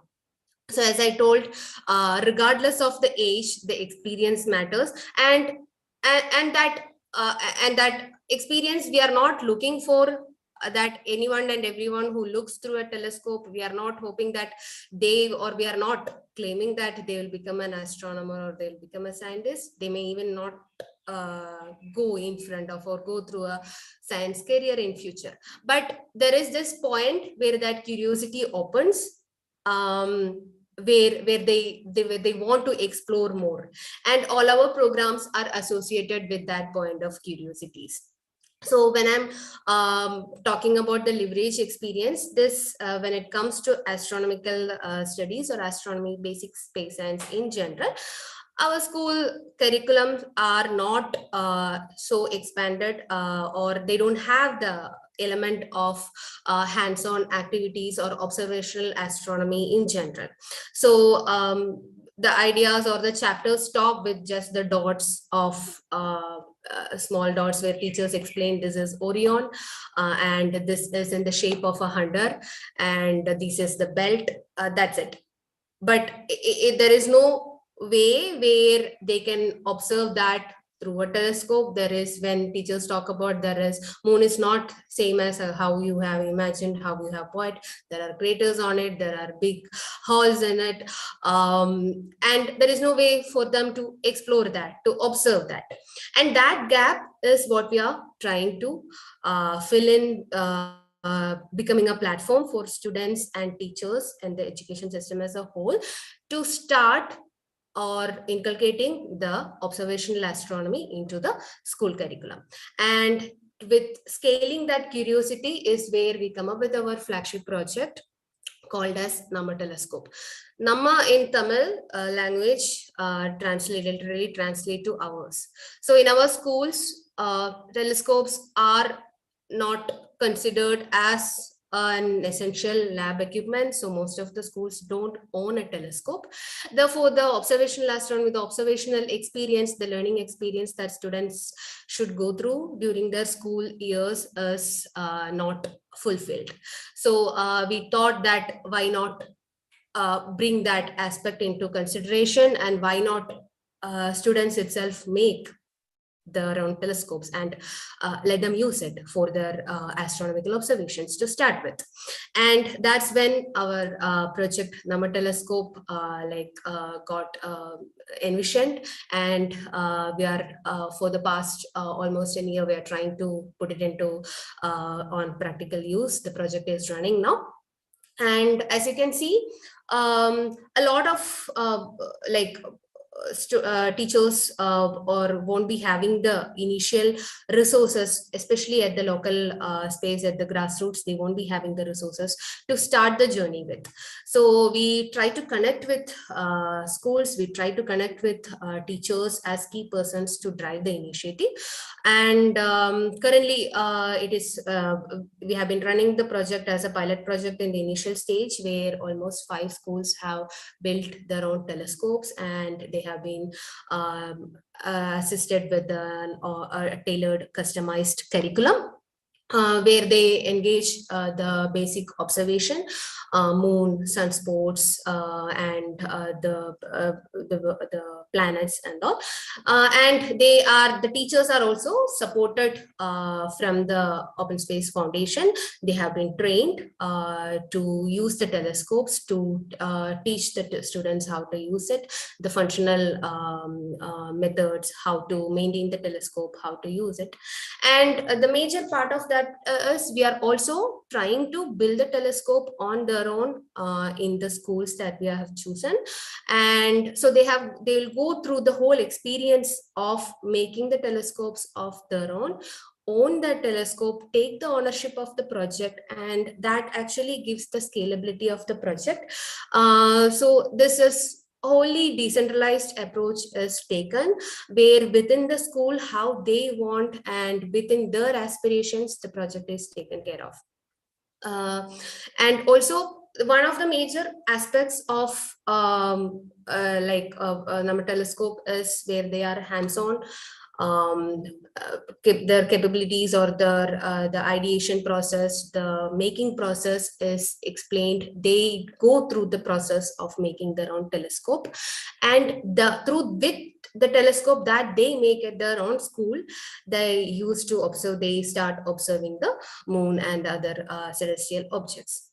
And they are provided with activity sheets for near long, where they on a regular basis they do the observational astronomy, where they record their observations, they talk about it, they record about it, they document about their observation, and learn a lot about the subjects in general, apart from the textbook also.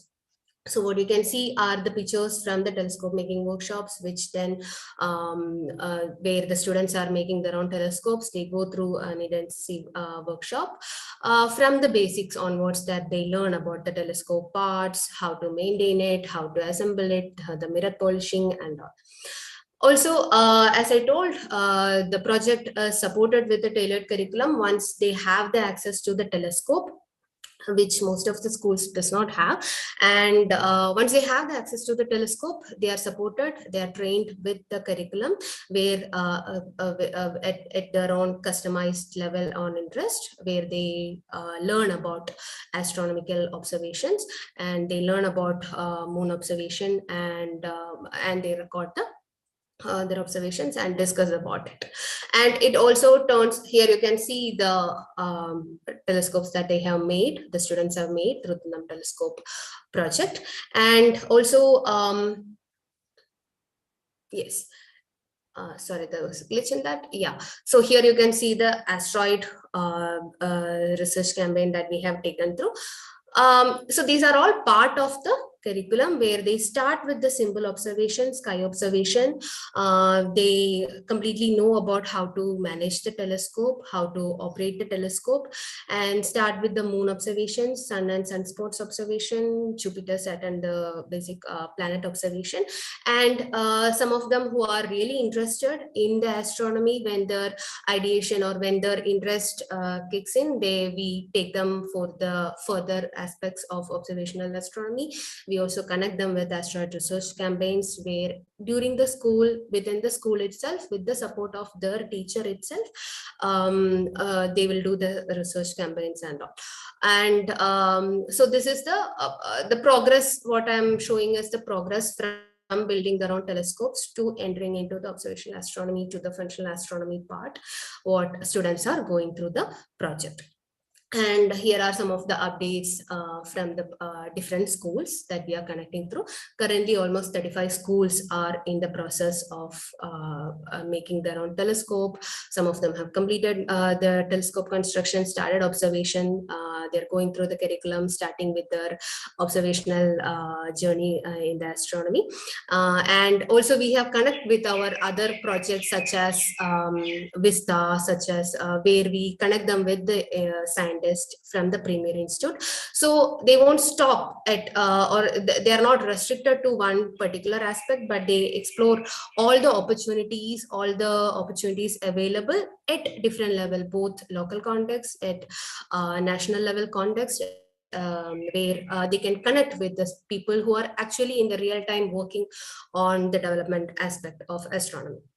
So, and the project, one of the major highlight of the project, as I told already, is the teachers who are leading the project. So these are all teachers, regardless of their time frame, regardless of their tight curriculum constraints, where they come up with their own aspirations. They come up to learn about the astronomy, about the NAMA telescope project, and how to take it forward to their schools.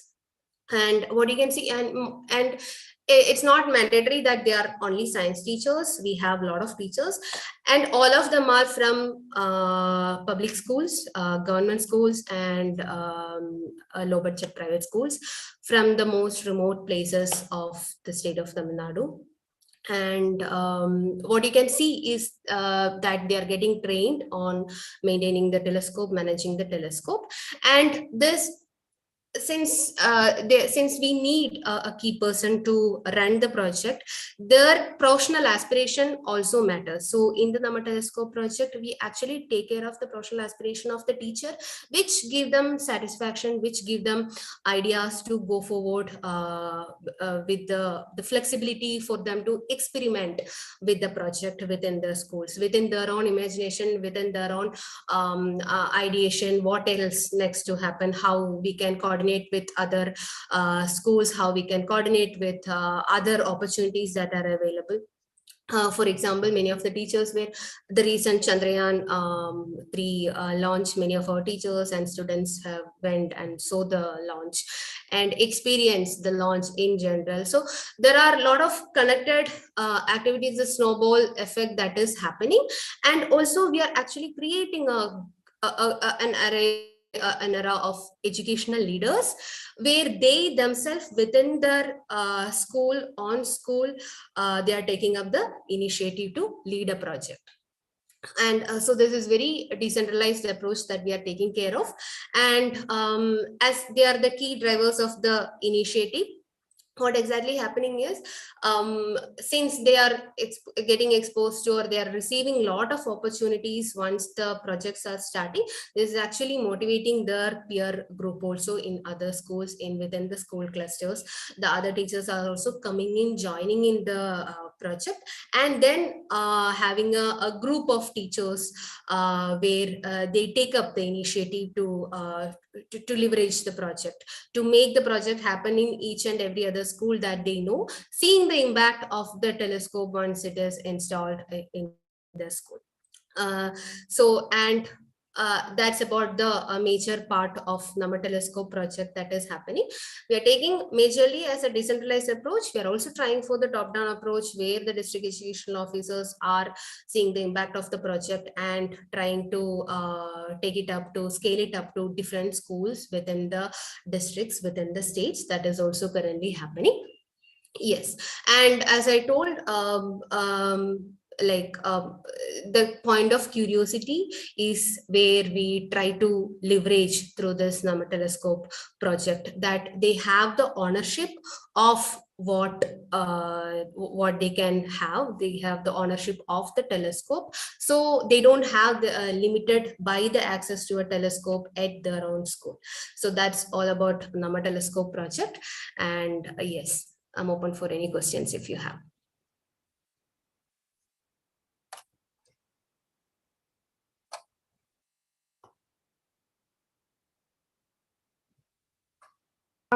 Does anyone have any queries?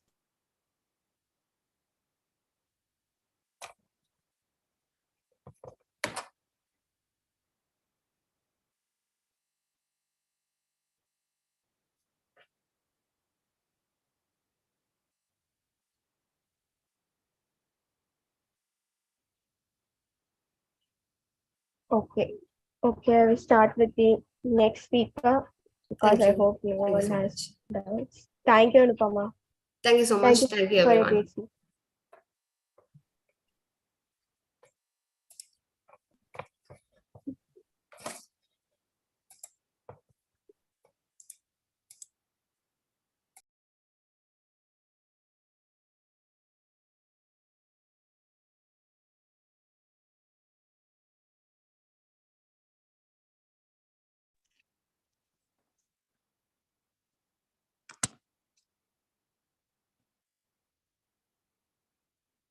We welcome our next keynote speaker, Mr. John Moody.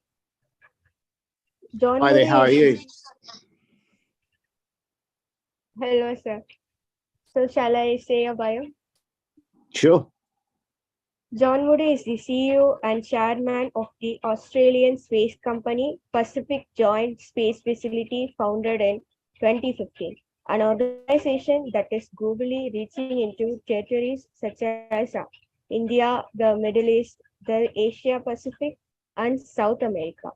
The objective of the company is to create the global partnerships in the space and defense industries, while further working on the critical infrastructure that would enable permanent colonization of the moon and new propulsion systems.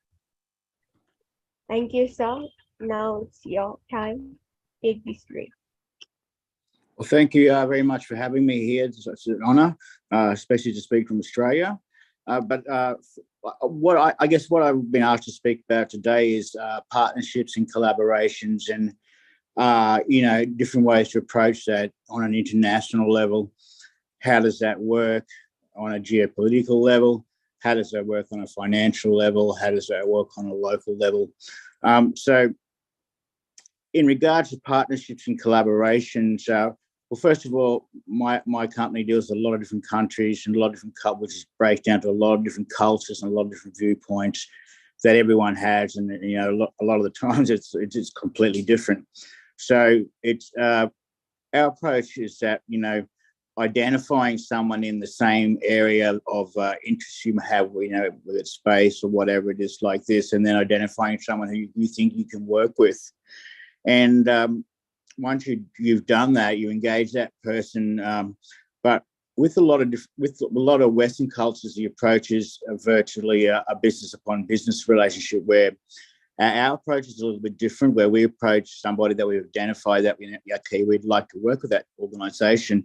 We'll come in and we'll create like a friendship first sort of thing. So our approach to business is that we'll create a friendship first, because we're looking at a long-term relationship here, and so you don't want to really jump into something that you don't know the other person, because it takes time to build up that kind of relationship. So creating friendships between companies and countries is I think very vital to bridge making between and relationships between different countries and different cultures, and then you have, as you say, you have cultures that come into play, because every region's got a different culture. So if you truly want a global organization, which is what like Moon Villages is about, you really have to understand the different cultures and different regions, and that can get quite an enormous task. So and then also another thing that comes into play as well is when in establishing a collaboration or partnership is the politics and the geopolitical scene between two countries. Is the political scene right for that sort of collaboration to take part? Is it a sustainable thing? Does it have the backing of the people?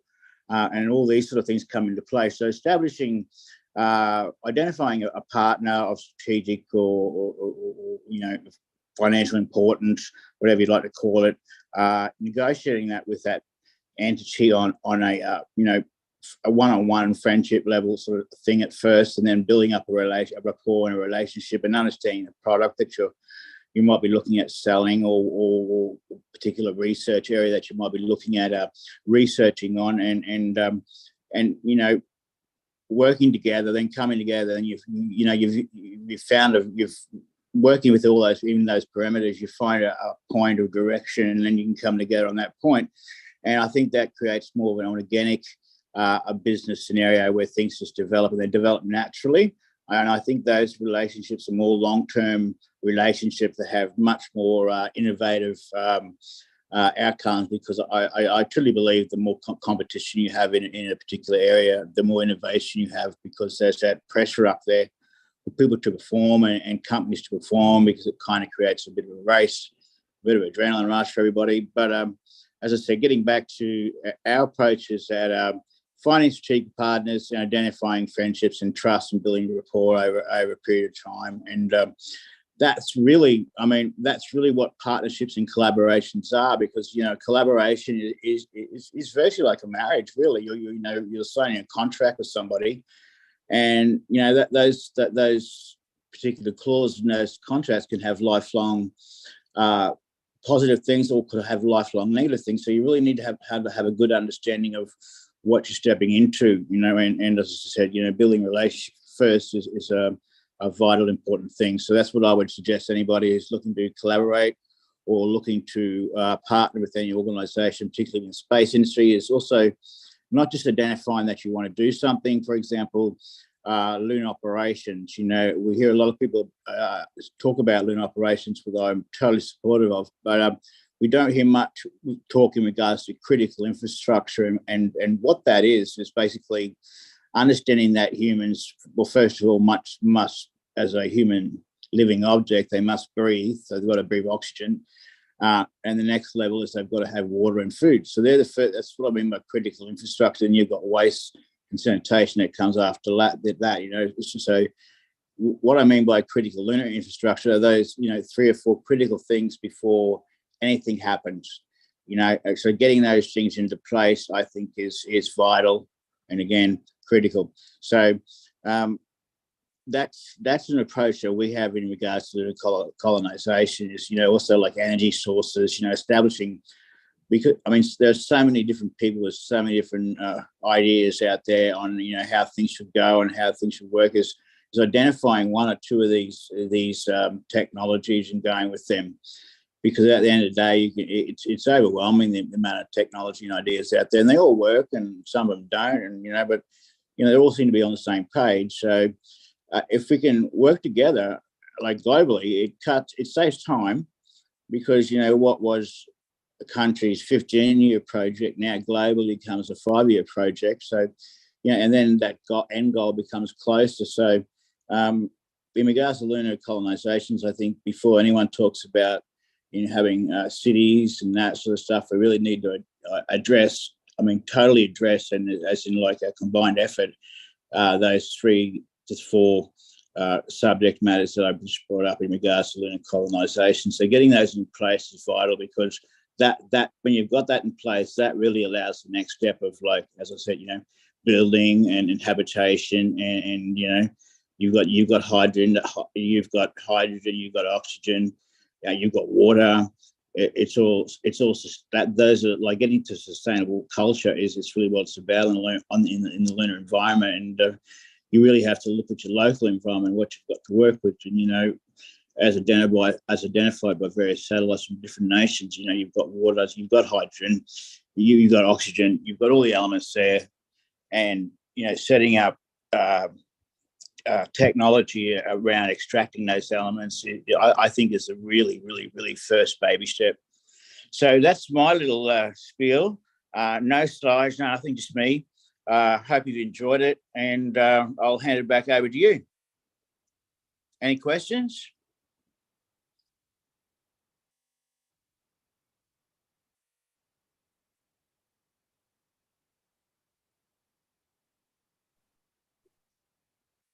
Does Nope. anyone have any queries? All good? Good. Thank you, sir. Thank you so Not a much problem. for your great speech. Thank you very much for having me. I very much enjoyed the time here. Thank you. Bye-bye. Bye.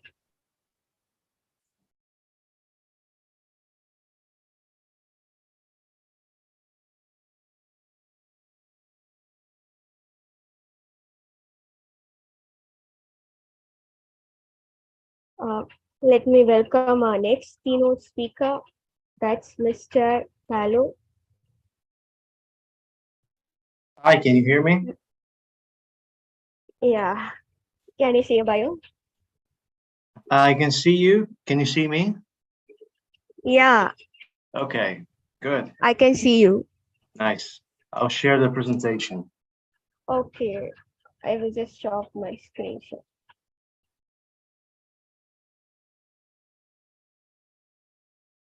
Okay, can you see it?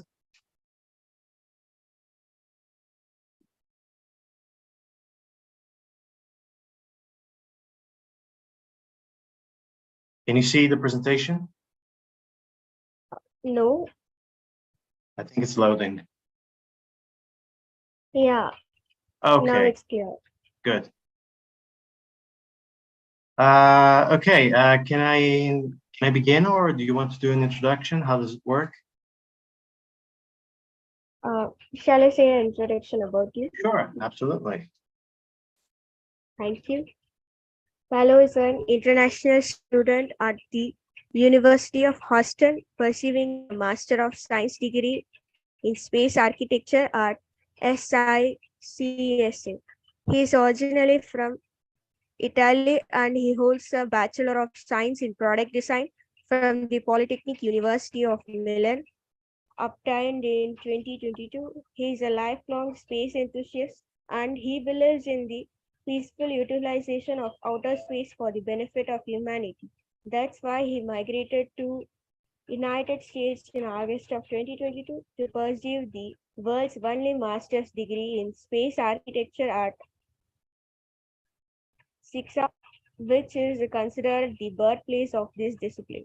His projects at SICSA are beyond combined descriptive design and a multidisciplinary approach. Now your screen is yours.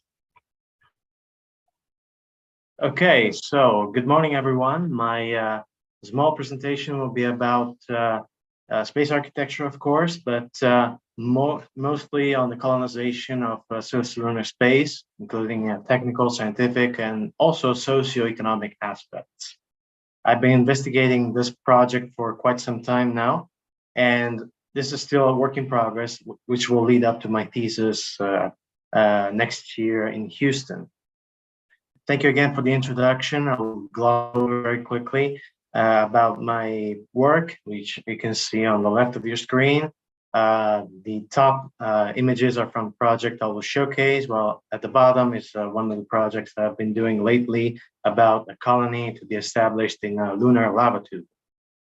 Briefly about me, I'm also a research assistant at the Sasakawa International Center for Space Architecture, SICSA, which is the birthplace of space architecture. Here you can see me working in a spacesuit mockup that I've built this year in a virtual reality environment. This project has been funded by Boeing and is aimed at creating a design ecosystem which will be much quicker and much more iterative and so more efficient. The vision of this project is to, of course, enable and foster space exploration, industry, commercialization, at and through Lagrange points, which are equilibrium points between the Earth and the Moon. The research mission, which is the practical translation of the mission, is to provide a solid case for human settlements in space so that we can leverage commercialization, industrialization in space through Lagrange points, which I'll describe in a moment. First of all, I would like to set ourselves already in 2035, so almost 12 years later from today, 12 years in the future, cislunar space, which is the space between the Earth and the Moon, will likely be very different from what it is today. Private companies will provide more and more services. We'll see heavy launchers. I mean, this year we've seen both the SLS and the Starship flying, admittedly with different degrees of success, but the future ahead of us is very inspiring and very promising as well. I mean, in the future few years, we expect lunar bases, large-scale ISRU activities on the Moon, and so. For instance, trade studies show that by the 2030s, we will probably be able to have infrastructures on the moon capable of producing hundreds of tons of propellant extracted from the lunar soil every year. So there are problems, though, to this situation, and chiefly among which is the orbital mechanics that governs movement in space. So fuel prices are still very high. Payload fractions are very low, and I'll come to this in a better detail in a moment.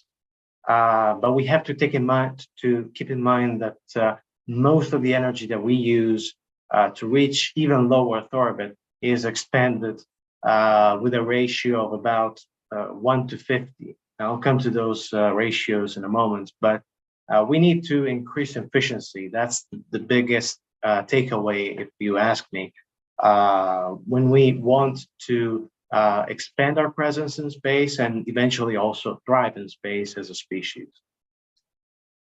Everything is governed in space movement by the rocket equation. So there is an exponential relationship, as you probably know, between the amount of payload you can carry and the velocity you need to reach a certain orbit.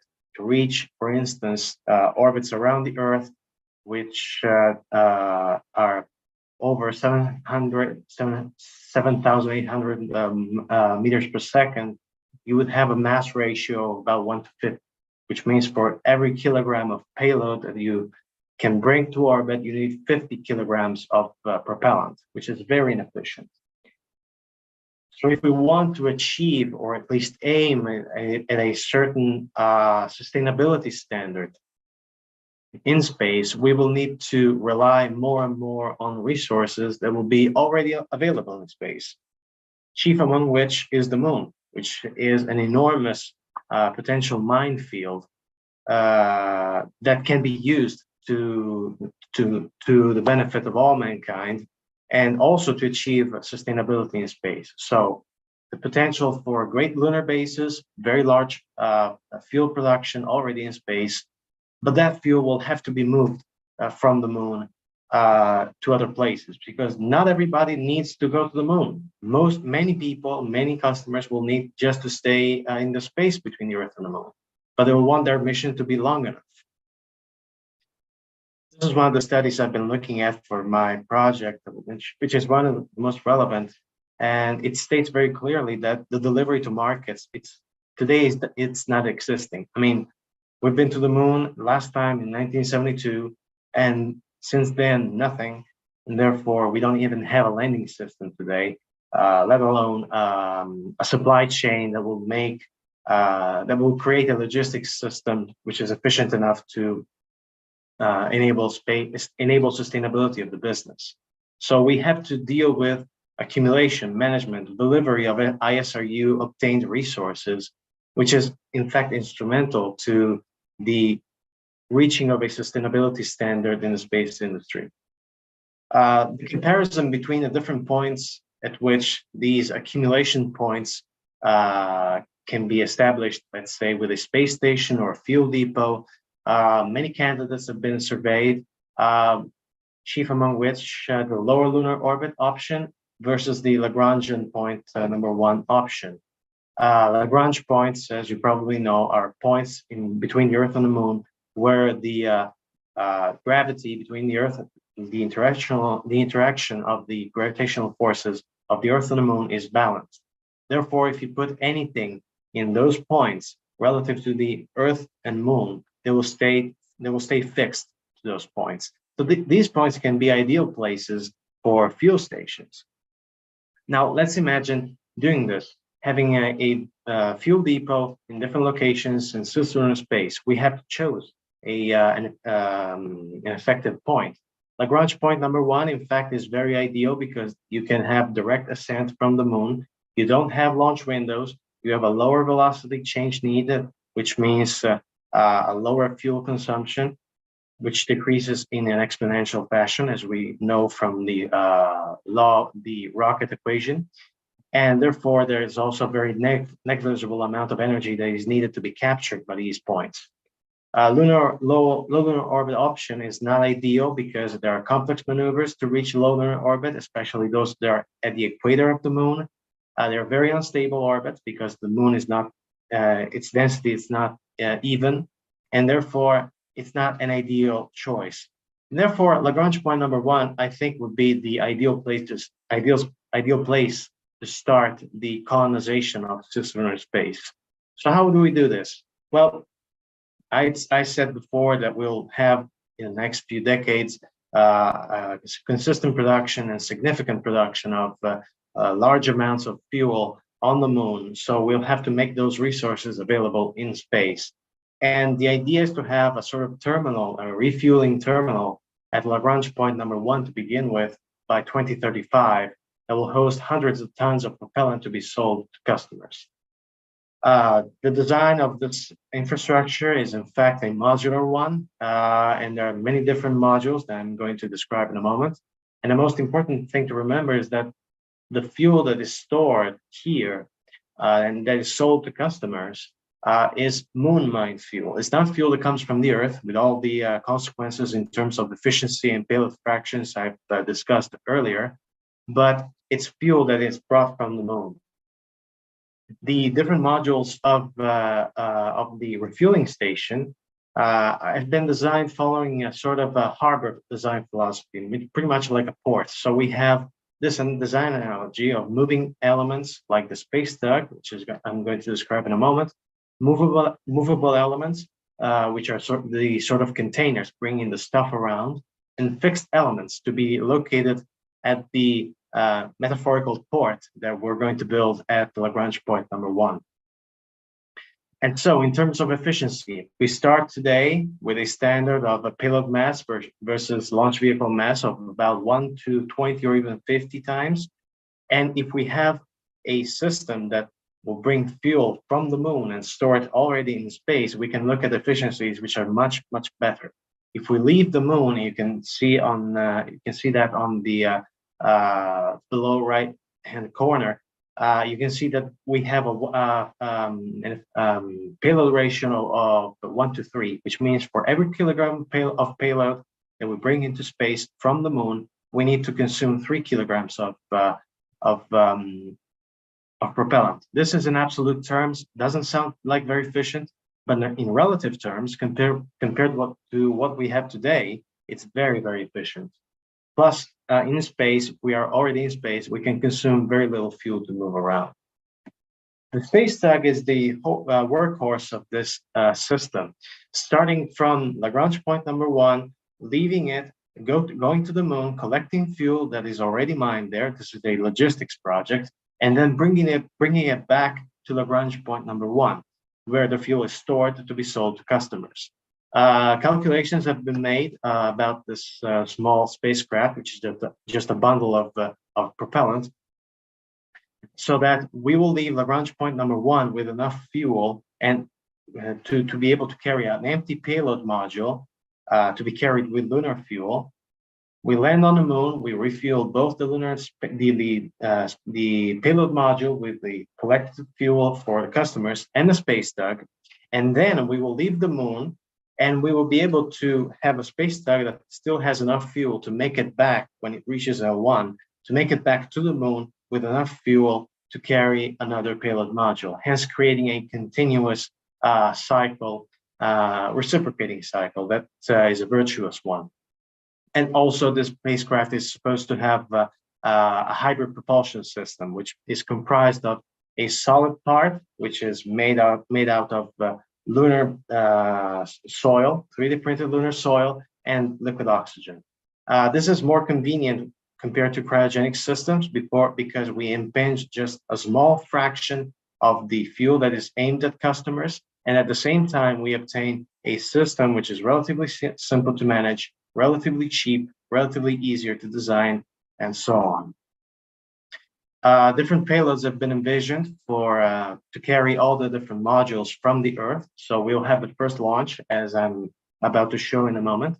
And then we will have all the different modules all the way to the space tugs, the port type modules that are going to be fixed at Lagrange points, and the space tugs, which are going to move the fuel around. The study has worked out that we can probably have about 23 launches in about 5 years, achieving pretty much a total of about 970 tons of storage capacity. This is purely notional, but has been the subject of a study that we've done at the University of Houston. And it's very interesting, I think, to see the potential that we can see in the next few decades in space. I have a small video here that I've made over the last few months. I don't know if you can see it. Let me see. Okay, sometimes the connection is not very quick. So, starting in 2035, we can imagine all that I've been describing so far, and the launch of the first payload into space aimed at Lagrange point number 1. The first payload will be launched ideally from a Space Launch System rocket carrying the first Harbor type of module and the first Space Tug. This vehicle is going to be carried by the SLS rocket vehicle to Lagrange point number 1, where the systems are going to be deployed. Here we can see the solar panels for all the energy needs of the space station. Multiple the design has multiple robotic arms that are going to be used for maintenance. Here we have 2 lunar rovers that are going to be attached to the first Space Tug, and I'm going to describe the function in a moment. Subsequent modules are going to be carried by the Starship. We've seen the launch of Starship this year. Not entirely successful, but an important step forward. And we aim at being able to count on this capability, both in terms of flight rates and also in terms of overall cost, because SpaceX is working a great deal on this subject, which is to cut costs and enable efficiency and economies of scale. So the first mission between 2030 and 2035, when the assembly will take place, will be the start of the piling up of the fuel that is mined on the moon to be collected in the space between the Earth and the moon. So the Space Tug, you can see here in the first mission, takes one of the payload modules, leaves Lagrange point number 1, ignites its engines, and heads towards the moon. We assume that there will be, this is purely notional, but we assume that there will be lunar infrastructures capable of hosting these vehicles and also assisting them in refueling. The lunar rovers that are brought on the surface are used to unload the the solid propellant cartridges that are used to fuel the Space Tug. You can see also the razors that are used, the razors robots that are used to mine the lunar fuel. This is one of the 4 tanks containing solid propellants for the Space Tug to be refueled directly on the lunar surface. One of the great features of this design, I think, is the fact that we don't need to unload the payload modules to refuel. In fact, we have pipelines running all the way down the Space Tug, and this greatly simplifies the operations. Once loading is done, the Space Tug departs from the lunar South Pole, where the notional lunar base is supposed to be is projected to be built in the next few decades, and in the next few years, between 2030 and 2035, we'll see the growth of this platform, this refueling platform, adding more and more modules and Space Tugs, payload modules, and increasing the capacity of storage of the platform itself. Space Tugs can become an asset which is pretty much universal given their versatility. So we will have also a refueling capability directly on the platform itself. And the ideal thing is to have in the future multiple spacecraft carrying tens or even hundreds of tons of moon-mined propellant from the moon directly in space to make it available for customers. Let's think about Mars missions, for instance, those that need refueling. They won't need to stop by at the moon with all the risk associated with the landing. They will just need to stop by Lagrange point number 1 and then refuel and then depart. And that's true also for every potential future lunar cislunar space customer.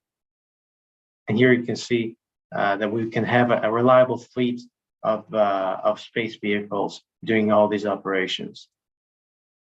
So fuel, but not only fuel. The moon is full of resources: metals, raw alloys, silica, oxygen, water, helium-3, which is projected to be very useful in the future nuclear fusion reactors, nitrogen, ammonia, and so on, from which we can obtain propellants, but also nutrients, life support, polymers, materials. So a whole range of refined products that we'll have to take care of. But again, most studies have been focused on these deliverables without taking into account the logistics system to make those deliverables available in space or directly in space. So ISRU, as I've discovered during my research, has to operate as part of a larger infrastructure, which is what I have in mind. We have in mind with this cislunar Lagrange points big project. And so what are we looking at between today and 2030, when the notional assembly of the space platform will begin at Lagrange point number 1? Well, we'll probably have this Gateway space station orbiting the moon, but most importantly, we still have a model which is very traditional in terms of supply chain. Can we enhance the efficiency of all this? Well, let's look at things as they are now, which have been pretty much the same. During the Apollo program, everything was brought from the Earth. Great energy expenditure, great inefficiency, but it was the 1960s. Today, with the ISS, pretty much the same. We bring everything from the Earth, with only space manufacturing experiments to happen on the space station. The Gateway will break probably this tradition, but it will still be mostly stuff brought from Earth, as opposed to a very small amount of material and deliverables that are obtained from the moon to be carried all the way to Gateway. But again, it's an insignificant supply chain when compared to what we have to bring from Earth. This is a futures cone, which is a design tool, which is aimed at forecasting possible future trends. And the question is, looking at not only 2035, but in the long term, 2050, how do we get to those idealistic scenarios of efficient space logistics, space mining, space manufacturing, sustainable human presence in space also? There are no plans currently, and we need them, I think. This takes a lot of effort, and admittedly, there are a lot of people, a lot of different actors working both in nations themselves and on the international scene. This study has comprised also a socioeconomic investigation. And what I found is basically that there's a national perspective with private companies, public agencies, and there is an international one with a sort of fight going on between spacefaring nations and non-spacefaring nations.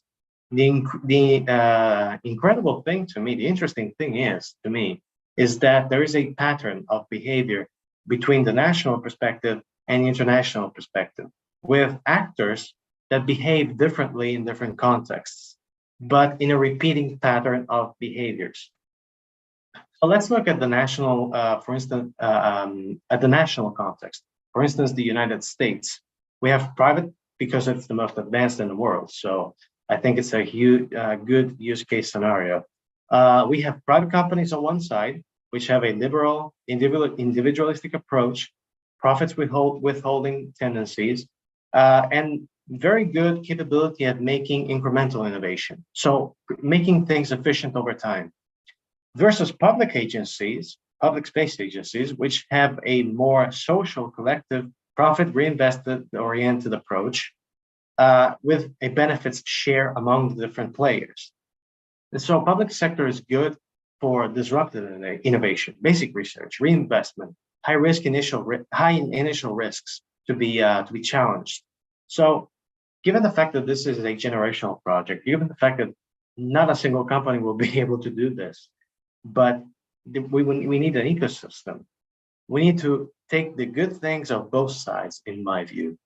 Also, to use an example, SpaceX didn't invent access to low Earth orbit. Access to low Earth orbit was done first in the US in 1962 with John Glenn's flight. Today, it's become an efficient activity. And so that was done by the public sector, access to LEO, and efficient access to LEO, routine almost access to LEO, was achieved by the private sector. That's why we need both. And so I like the frontier, kind of metaphor in space, where the public sector that is leading the way through the dangerous and unproven technical grounds, while the private sector, the private actors, then come in and then settle to make operations more and more efficient. Because both of them, both the private and public sectors, have strengths and defects. The public sector, for instance, is not good when it comes to make things efficient. There are very high cost overruns, especially when they try to make a project like the space shuttle, for instance. Speed to market, it's not very high, and the private sector outperforms the public sector when it comes to make things efficient. That's why we need both. And so my ideal of the cooperation between public and private, having on one side architectural disruptive innovation, on the other side you have incremental innovation.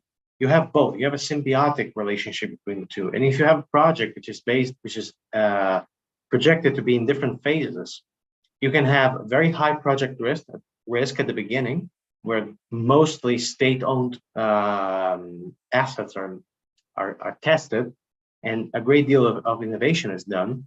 And then the risk decreases, innovation stabilizes, and efficiency grows up.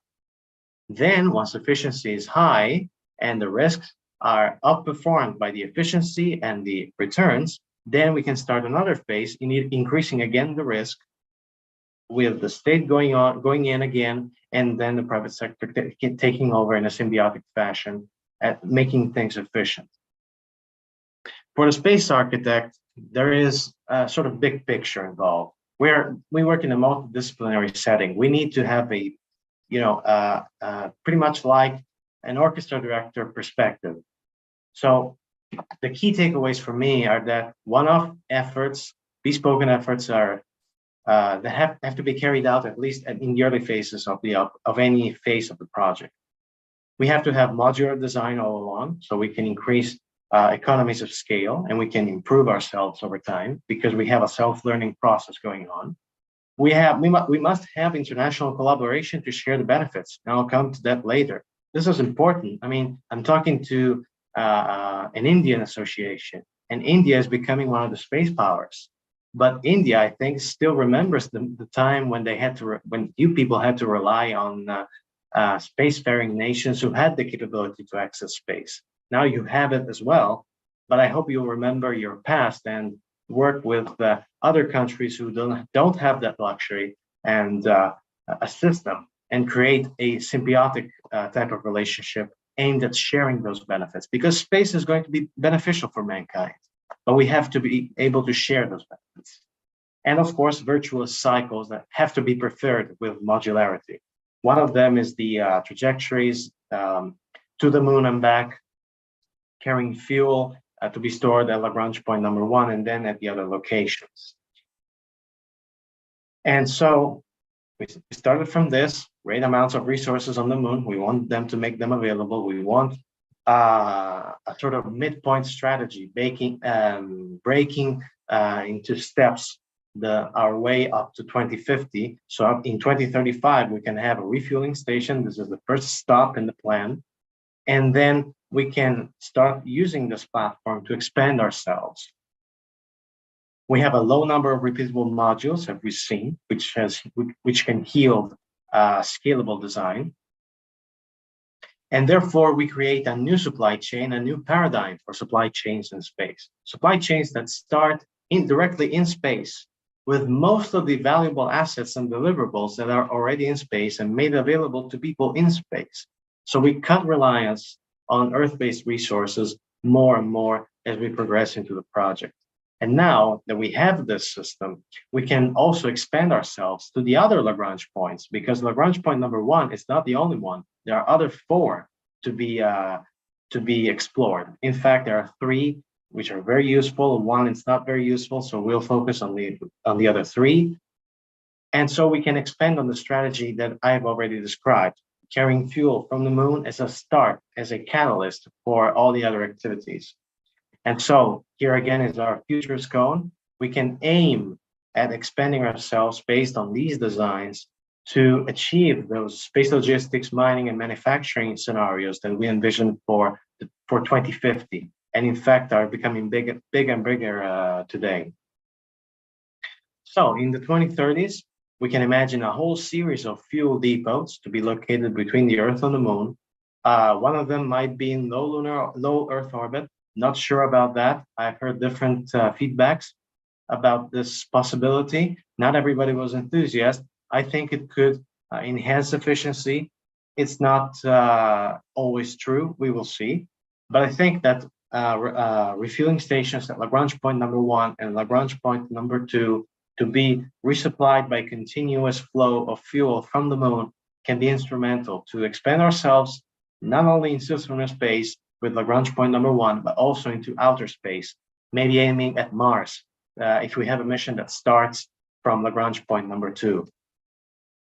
The Gateway space station that is projected by NASA to be launched later in this decade, to be put in a near halo rectilinear orbit. I think that station is a very important asset to the cislunar economy. The integration with our system can be that we have one of the space tugs intercepting the space station, having a rendezvous, docking it, and then moving it to the platforms occasionally if we want to have crews visiting the platforms and doing experiments and so on, because the platforms are not designed to have a constant human presence, at least at the beginning. So to have maintenance, to have people doing experiments there, we can have the Gateway being carried all the way with this new design approach to these platforms and then being brought back to its original orbit around the moon. We want to expand, of course, to enlarge the platform at Lagrange point number 1, including new activities. So in between 2035 and 2030, ideally, we can have the doubling of the storage capacity of Lagrange point number 1. And also we can include new activities like manufacturing, as L1 can become, a pivot for raw materials collected in space to be refined and be sold directly in space or being brought back to Earth. One of the things that comes to mind is, of course, pharmaceuticals that can be manufactured in space to obtain very pure crystals and very high quality specimens. So I think there's a great future ahead of us, but we have to be able to at least envision the kind of supply chains that we want to create. And so the ideal thing is that we'll have the first supply chain with fuel coming from the moon, and that is the leverage to create all the others. We use the orbital mechanics, which is the most invaluable resource that space has to offer. It's not even a tangible resource, to access all the others that are already available in space, which are tangible and can be evaluated. New designs have been thought of. This is still an ongoing project. I will present this as my thesis next year to graduate as a space architect. We'll have a differentiation between the different kind of storage modules. So we not only cryogenic fuels, but also methane, raw materials, xenon, very useful for electric propulsion, and also different types of modules, factory modules, crew modules now. New types of space tugs. We can have ion-propelled space tugs that can carry things around. We can build nuclear space tugs in the 2040s and 2050s, and other vehicles that still have to be imagined. But I think that given the strategy we're building on, we can imagine pretty much anything now. If we work in a realistic fashion, but we increment our capabilities more and more. This is one of the most important equations that I've found in one of the studies that I've surveyed, which is mentioned here at the bottom. This deals with, it's a basic profits equation, which is revenues minus costs, adapted to the context of space mining. Of course, we'll have to adapt this equation to different scenarios, but this is a good starting point. And also, if we put this into context, we can see that all the terms that, or pretty much all of them, that pertain to costs that have to be minimized if we want to obtain a sustainable system can be minimized within our design. Cost of production can be potentially null or minimal for a reusable system. We only have to produce new vehicles. Transportation also. Costs of operation. We want this to be automated so as much as possible. So minimal cost of operation. Cost of development. It's at the early stages, as we've seen during the socioeconomic investigation. So costs of development very high at the beginning, and then very low in the mature phases of the project when efficiency has to come in. And of course, for a reusable system, the costs of development over time become null. And so the key takeaways from this very complicated equation, admittedly, is that we need multiple spacecraft to exploit curve effects, the experience curve effects, therefore modular design, multiple space tugs going to and from the moon, maximizing the flow rate extraction, that is up to the technologies that we will be able to have in the next few decades. We have to compress the sequence of missions, and ideally that can be done by the private sector mostly. And of course, economies of scale, because we want not only to achieve cost reductions, but also redundancy in the system, which is an important and a fundamental aspect when it comes to any space project. These are some of the activities that have been envisioned. Space debris cleanup was envisioned. It's probably not that feasible, but of course, space manufacturing and space mining are the logical consequences after having an efficient logistics system in space.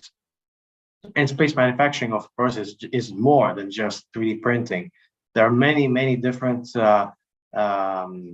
technologies and processes out there. Not all of those processes can be done at Lagrange point number 1. It depends on the gravity gradient that is needed.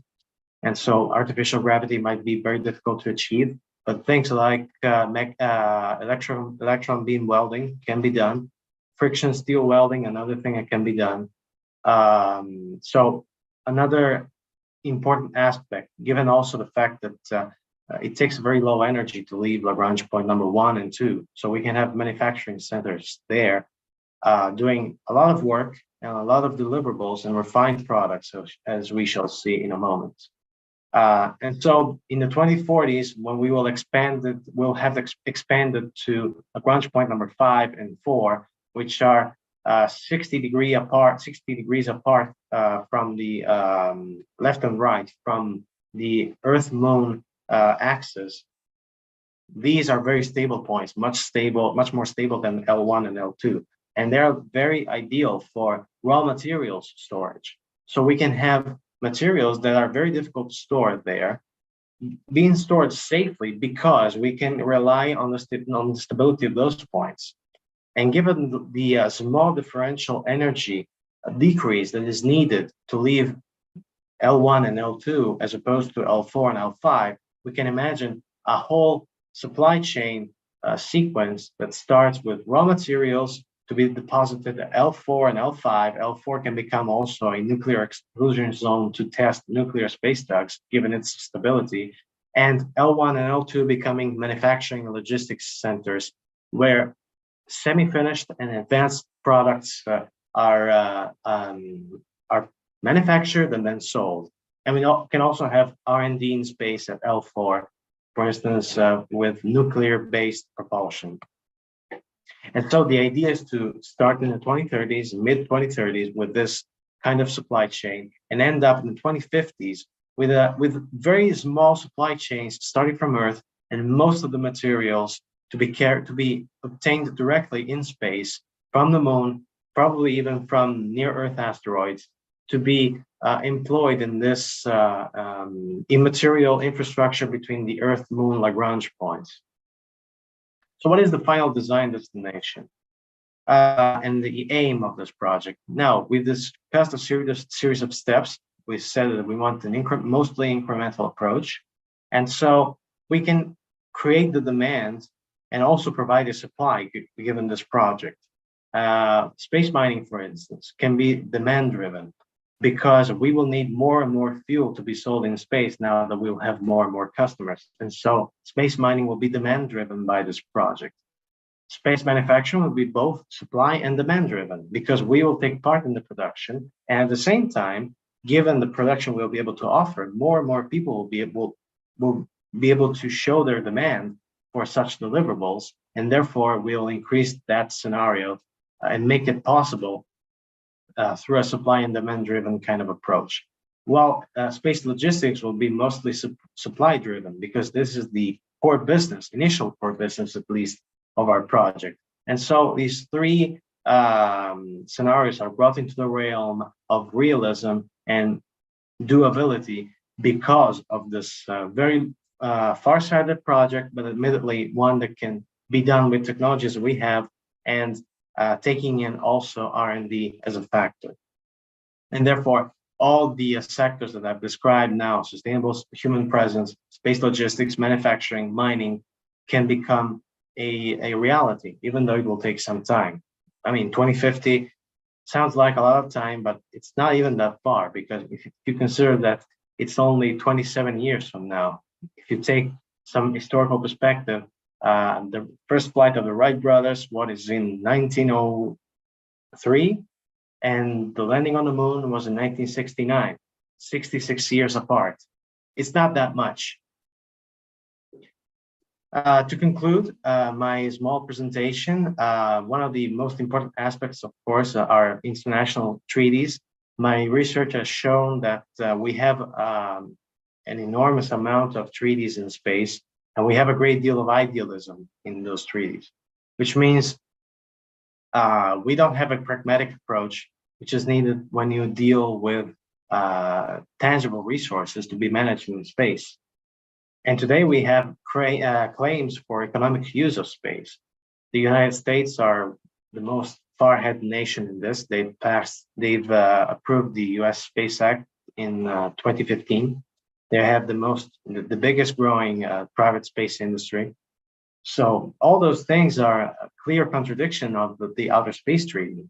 And developing nations, non-spacefaring nations that have been relying on spacefaring nations to access space, they claim their right for space benefits share and redistribution.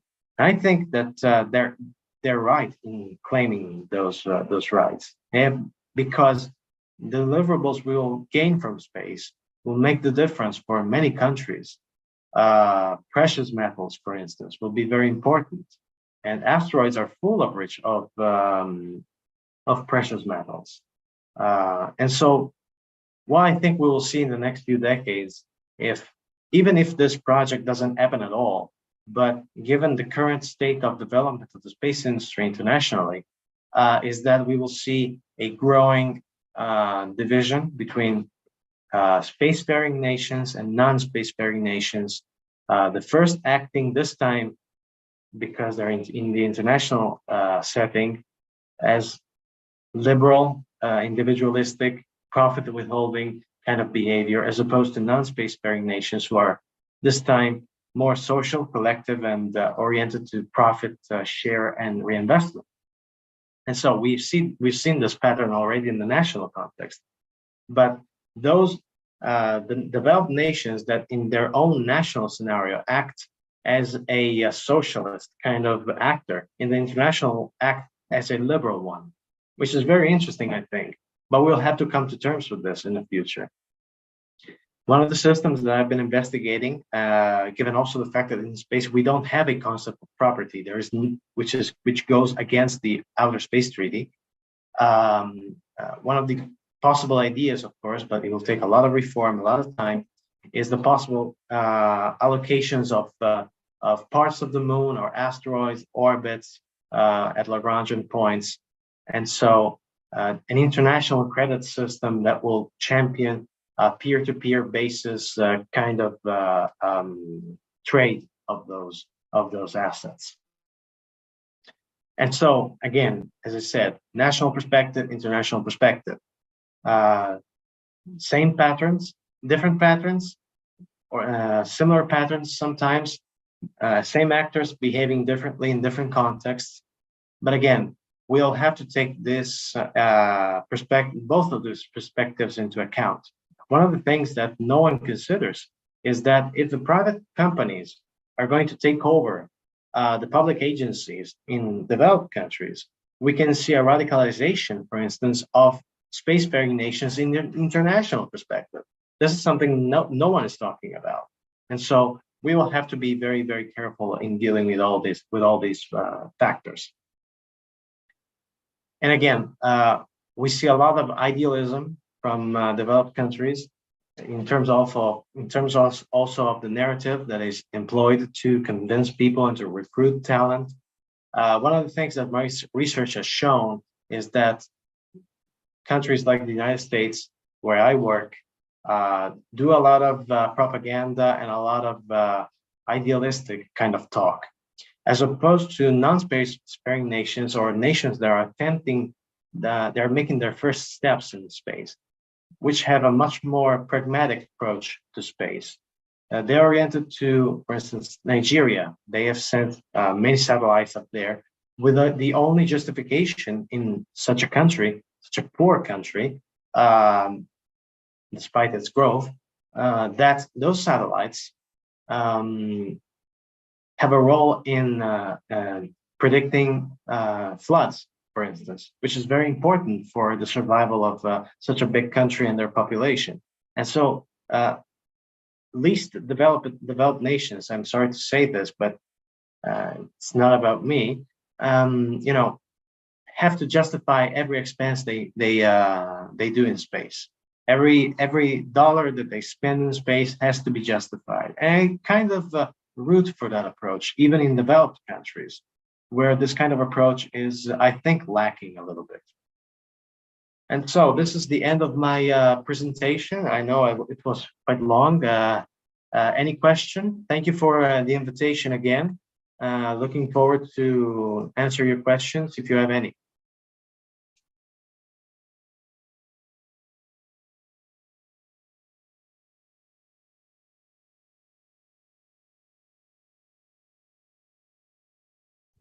Do we have any queries?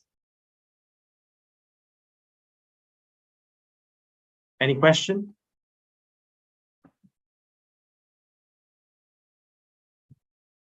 I don't think so. No, I think there are no queries. Thank you, Mr. Palo, for your great speech. It was a very good and beautiful presentation, and that video was also good. Thank you. Thank you. It's a pleasure. Looking forward to talk to you once again, maybe next year for the next Moon Day. Thank you for inviting me. Thank you. Thank you so much. We can continue our next session. That will be on. That will be at 2 p.m. with workshop in Google Meet. Thank you for everyone joining here. Thank you.